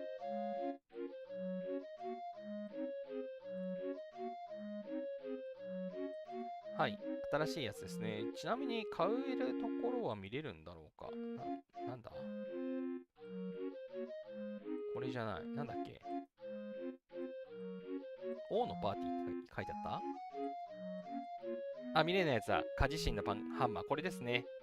はい、歴史都市の基幹を建設するために必要な素材ですということで、はい。ここでね、何これ。共鳴させるやつか。はいはいはいはい。はい、新しいバフがゲットできますよということで、私、見た限り、採取効率がね、上がるね、バフが確かあって、いいなって思ってます。タメオナマさん 4.57.2 ですね。やっぱそうですよね。はい。数値違うやって思っちゃいました。なんでだろう。PC、最新版って出てるけど、PC だけまだ遅いのかな、それとも私の環境の問題かもしれないです。後で配信が終わったら再起動しておこう。はい、ってなところで、はい、ちょっとね、すいません。私この画面上で見せることはできないんですけれども、エピックのね、都市が持っていて、はい、ハンマーとかをゲットできそうな方は、よりバフを上げることができますということで、バフの種類がまた増えたのかという感じですね。はい、天井知らずですね。えぐいて、エボニー、集金えぐいて。はい。で、あとは、はい、騎士の旅ですね。これいつものやつ、騎士の旅来てます。これを毎日ね、50個までゲットできます。モンスターの討伐で40個、資源の採集10個。はい、資源はいつも通り、レベル13以上と書いてるけど、そうじゃなくてももらえるので、資源採集をね、こまめにしていただくのがいいかなというところ、10回引こう。溜まってたわ。PC 版だとこのくるくる回るの早いんだよな。はい、資源箱ウルトラ3つ出ました。嬉しいということで。はい、これね、いつも通り、天井システムがあるんですよ。お、やった。軍隊の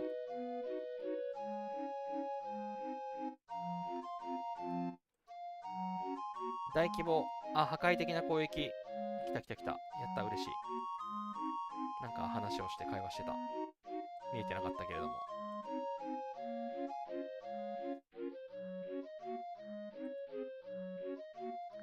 はいはいはい。なんだっけ。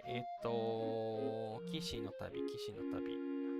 はい、これ天井システムがありまして、ここね、いつも見逃しがちなんですけれども、40回まで1個目の限定商品が当たらない場合は、次回は必ず確定できますということで、はい、40回ですね、回すと確実に150絶対手に入るので、はい、しっかり、イベント期間中に、500個ぐらいはね、ナイトコイン集まると思うので、40回は絶対集まりますと。絶対っていうか、しっかり、モンハンを頑張れば集まりますので、アレスの地決勝、超重要アイテムなので、150ゲットしましょうっていう感じです。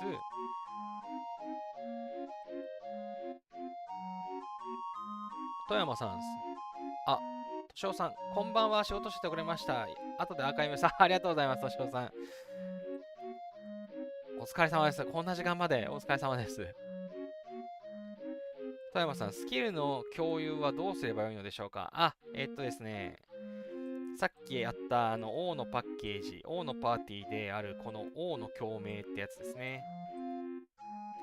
将軍を共鳴するのに必要なアイテムということで、これ50これでゲット、一番下のやつでもらえるらしいんですけど、この魂の共鳴っていうやつですね。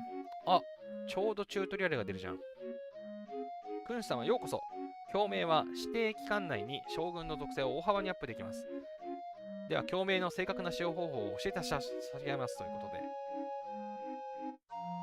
共鳴によって共鳴要件を満たす1名の将軍のレベル、固有特性、強化能力をその他の1名の同兵種の将軍に共有できます。共鳴発揮者の将軍のレベルがアップすると、共鳴を受ける将軍もアップした後のレベルを共有します。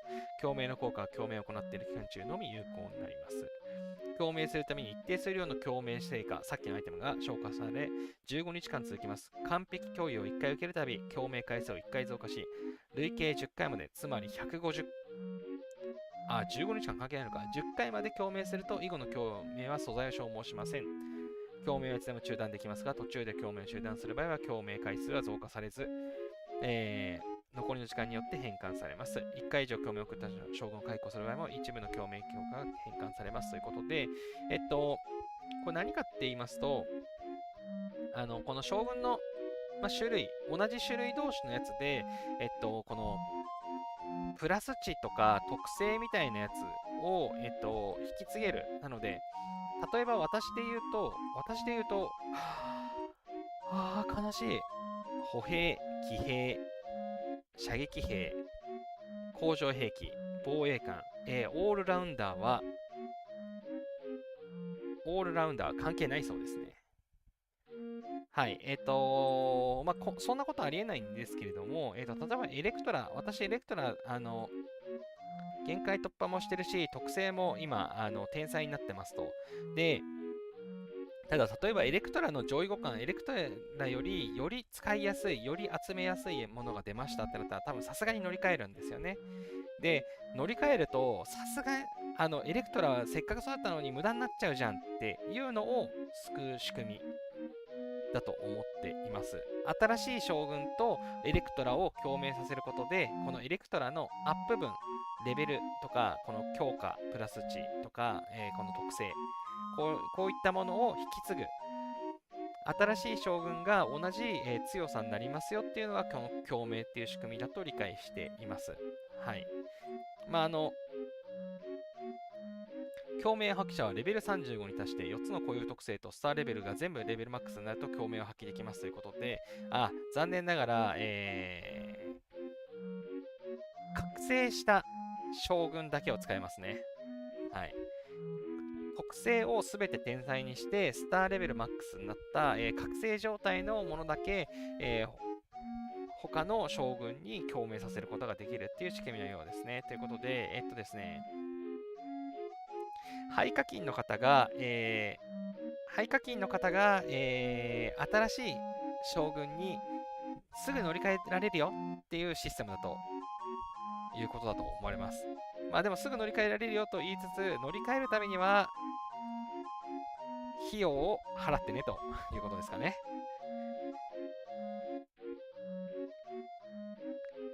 はい。ちょっとですね、私にはあんまり縁遠い仕組みなので、ちょっと関係ないかもなと思ってしまって、あんまり見れてないですが、確かね、エボニーウィキさんに結構しっかり記載があったと思いますので、詳細はそちらをご覧いただくのが良さそうですね。富山さん、無理ですね。一体いつできることになるやら。はい、私も、ちょっと、関係ない世界の話かな、みたいな思ってます。はい、エボにね、関係ない世界の話多すぎるんだよな。例えばさ、担当艦装備、ね、武器とかさ、これもうなんか、この奥、こいつ、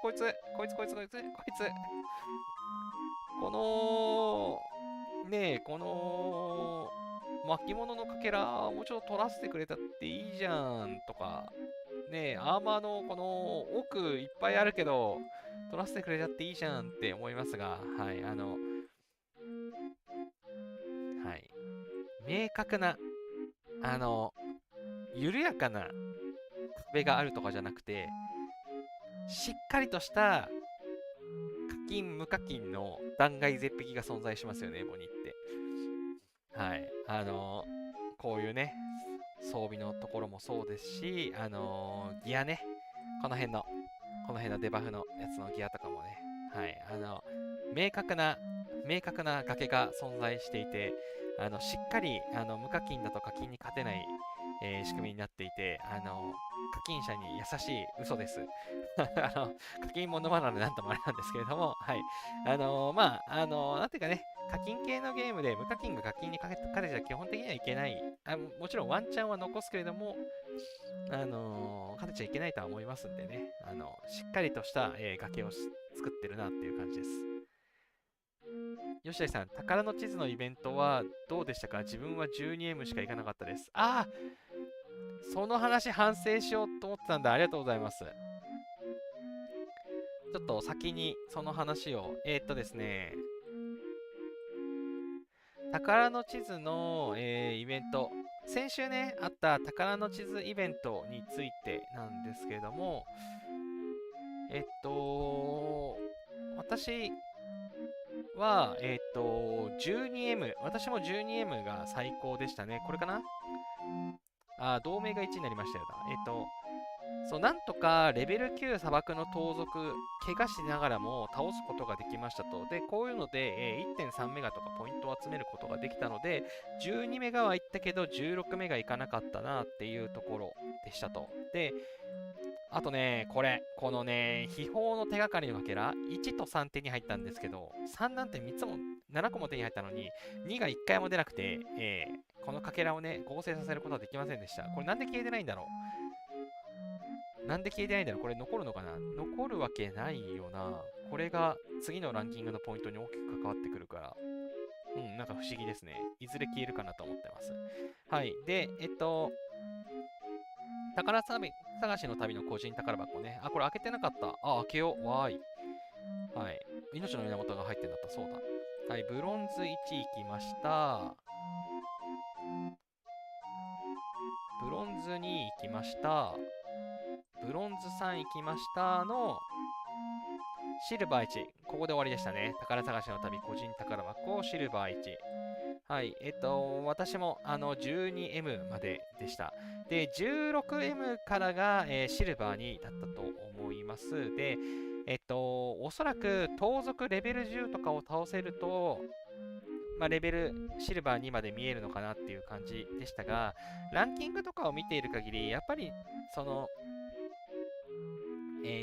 課金なしでは全ての個人リワードを達成難しいイベントだったかなっていう感じがしましたね。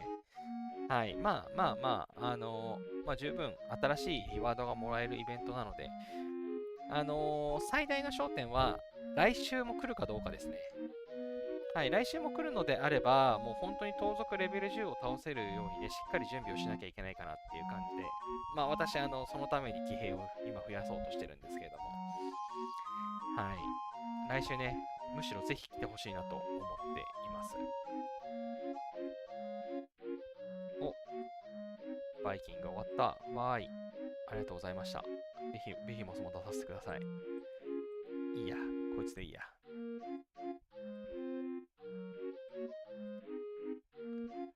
アラバタトルも出させてください。もう早く真珠スケールを集めたいんだ、私は。タメオナマさん、最近のバトルフィールド、マッチング変わってより近い強さの敵と当たるようになったので、最近調子いいです。前は 300M に 2B とかってやられたので無理でした。そうらしいですよね。改善しますよっていう話が、アナウンスがあった通り、そう、なんか近い敵と当たるようになった気がします。信じられない崖。なんというか、低い側から見て高い人と当たるのも不幸ですけど、高い側的にも、相手が低いとポイント稼げないんで、なんなんというか、双方ね、嬉しくなかったと思うんですけれども、今回のやつで結構ね、しっかり、近しい値と当たるかなと。まあ、だからこそ、自分も強くならないと、毎回相手強いからもう稼げねえやっていうことに思ったんですけれども、はい、なんというか、やっぱりね、ちょうどいい相手と戦えた方がいいと思いますので、その仕様変更は私もなんか、ちゃんと機能してそうな雰囲気あるなと思ってます。はい、お互いにとってね、そう、ポイント高いと、ポイント高い相手と戦わないと、それこそね、伸ばせないんで、最終的に、バトルフィールドの、どれだけ稼いだかとかがランキングに反映されるので、強い、たくさんポイントを削れるためには戦力が大きくないとたくさん削れないですし、あとは熱くなってガンガン回復してくれる人じゃないとポイント稼げないしっていうね、どれだけサンドバッグになり合うかみたいなところがあるので大きい相手と当たるようになったっていうのはね、いい話ですよね。大きい相手、自分たちと同じぐらいなちょうどいいところと当たるようになったっていうのは良いところかなと思います。まあもちろんね、時間帯とかいろんな要素があるので、必ずしも完璧ではないとは思いますが、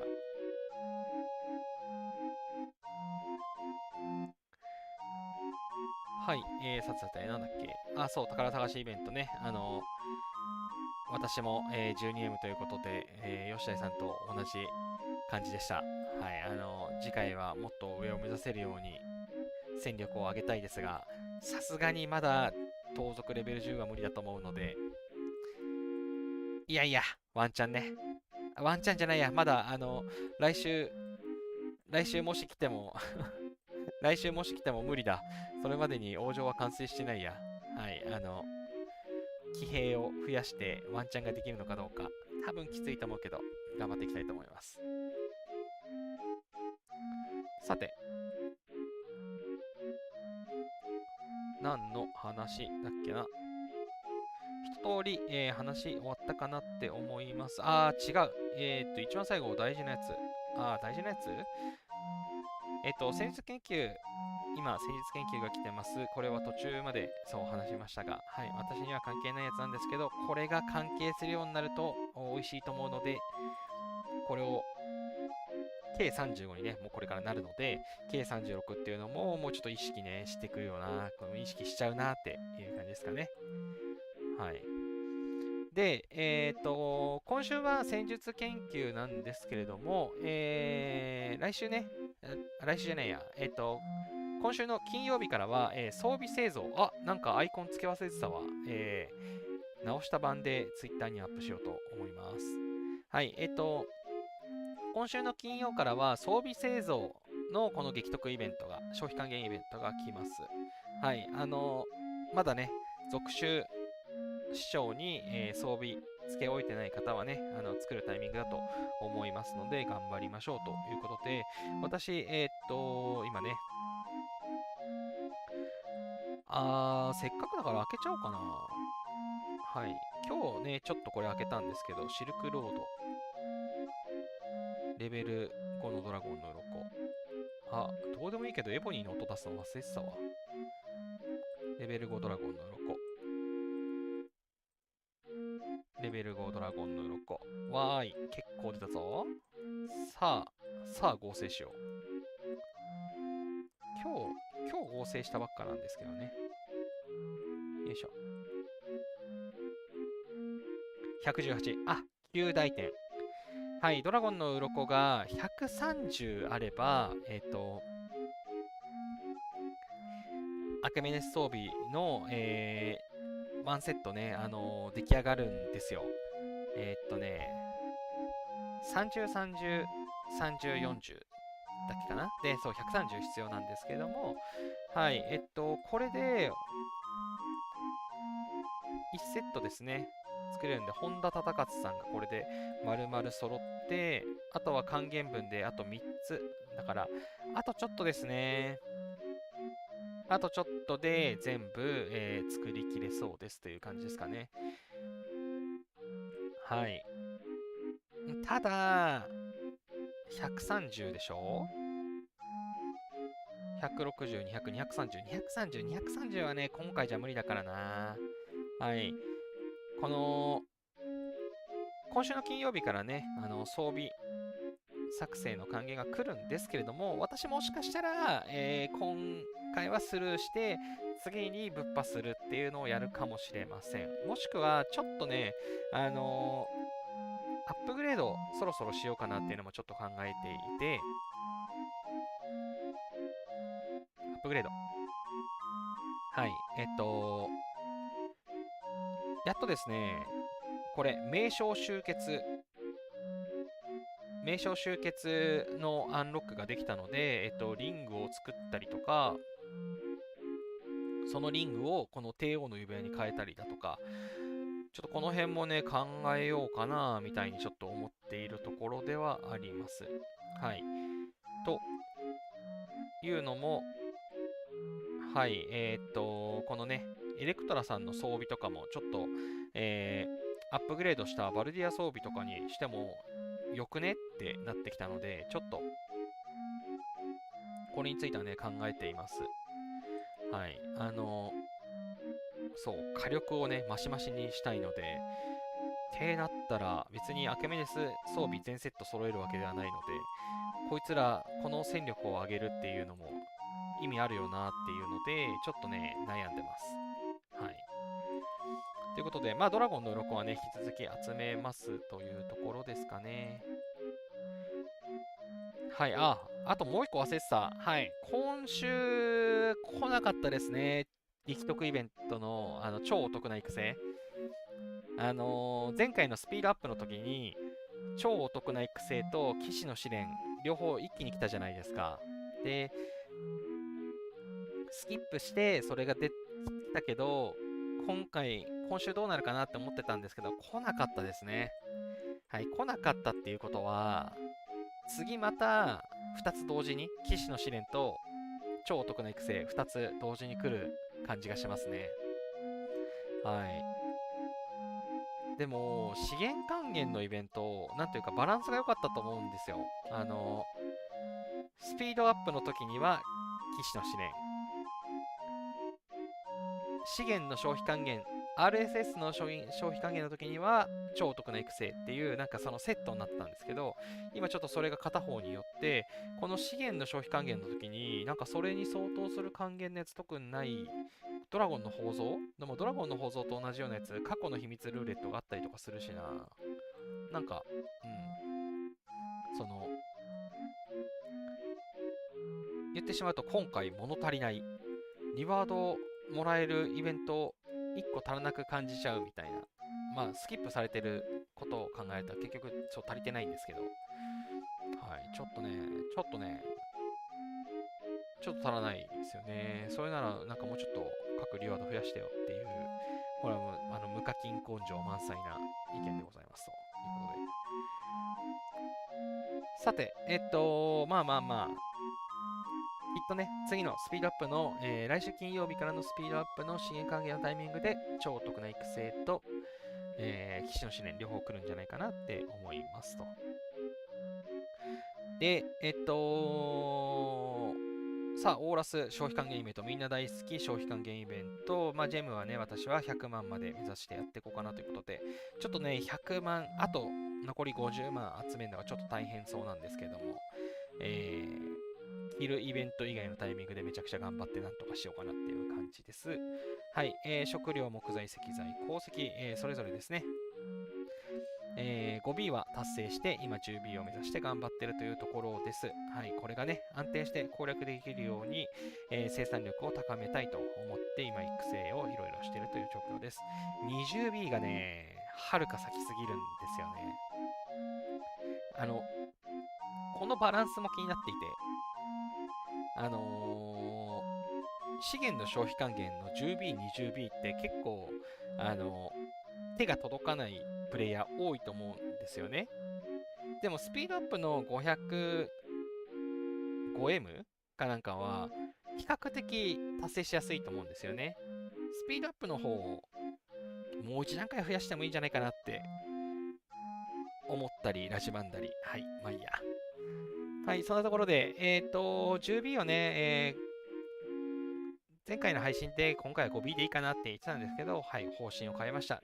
35にすることにしたので、全 10B 達成を目指して頑張ってます。結構大変な思いをしていますが、はい、このね、バフ、8時間ごとに、きっかり、このバフ、200%バフをね、しっかり入れ替えて頑張ってやっていこうかなというところです。はい、ということで、ちょうど今週も、2時間丸々喋ってしまいましたということで、私ね、配信の時にいっぱい喋るから喉乾くよなと思って、いつもね、水とかお茶とかを用意してるんですけど、結局ずっと喋ってて、一口も飲まない一口も飲んでないですね。うん。もうすでにめちゃくちゃぬるくなって、まあ最近涼しいんで、いいことだと思います。別に、ぬるくても全く問題がないです。あ、ヒドラ4が出てる。出ます。参加します。ヒドラはトゥルチェキスポが手に入るんで、優先参加なんですけれども、先にね、真珠スケールが確定してから行きたいなと思いつつっていう感じでございますが、はい、参加はします。イェイイェイ。はい、資源の消費還元でね、スタミナが増えたんで、スタミナそろそろ枯渇するなと思ってたんですけど、はい、リワードでもらったんで、気兼ねなく参加しよう。食べ物オナマスさん、39から40だとそもそも建物で 20B 使いますよね。あ、そうなんだ。そうなんですね。一撃達成ってことですか？やば。20B も倉庫入らない倉庫入らないよな。食料とかすぐ溢れちゃうけど、すぐ食い尽くされちゃうけど、どうするんだろう。いや、そうなんですね。そんなにかかるんですね。やば。まあでもなんか、たまにめっちゃ強い人たちで、ここの私の数値はね、156M とかなんですけど、1B とかでも単位が違う人を見たことがあるような気がするので、はい、もう、天井人になっていくと、そういう世界なんですね。大変すぎるって、大変すぎるって、モニーさん。はい、まあまあまあまあ。ただね、昔に比べて、真珠の刻印とかで、生産力が上げやすくなったりだとか、あとは、このね、何でしたっけ、この生産量の上がり方っていうのもね、前に比べて見直しをされて、少し改善されたみたいなところをね、エボニーミキさんで見たりとかしたので、多少はバランス調整をされてるんでしょうね。いやー、しかし、39から40で 20B、やばいな。やっぱまあ生産力を上げるところっていうのはやっぱ常に意識しないといけないかなっていう感じがしますね。はい、早く部隊数を増やして、ずっと探検したり、ずっと資源採集ができる専用部隊をね、用意したいと思います。はい、そんなところで、今週の、配信はそんなところでした。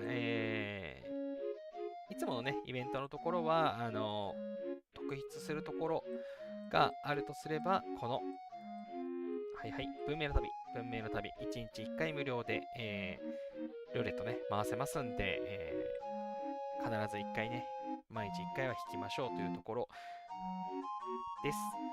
はい。で、私のSVS に向けてのところは、11月にね、2回サーバー戦争のタイミングがあります。いつだっけ次が14、28だから11月の4から、もしくは11月の18からのサーバー戦争。このどっちかで、もしかしたら、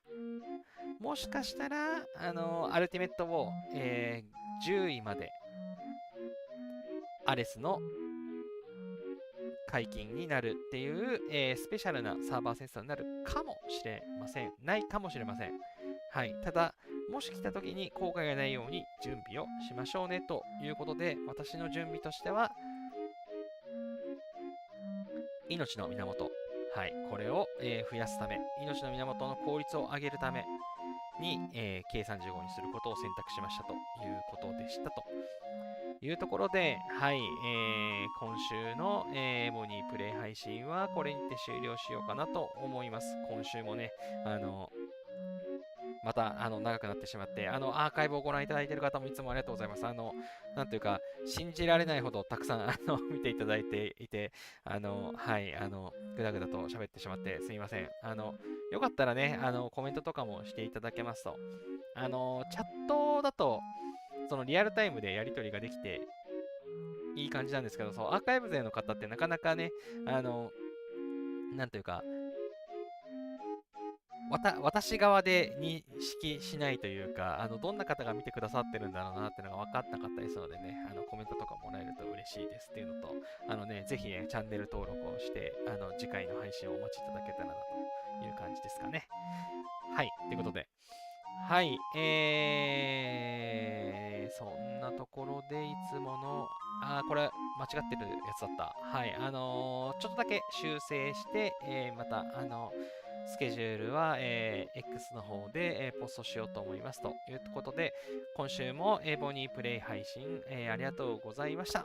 またね、来週も、火曜日10時に配信を予定してますので、よかったらチャンネル登録や高評価をしてお待ちいただけたらと思いますということで、今日もたくさんのコメントありがとうございました。また来週お会いしましょう。つじゃる様でした。ありがとうございました。おやすみなさい。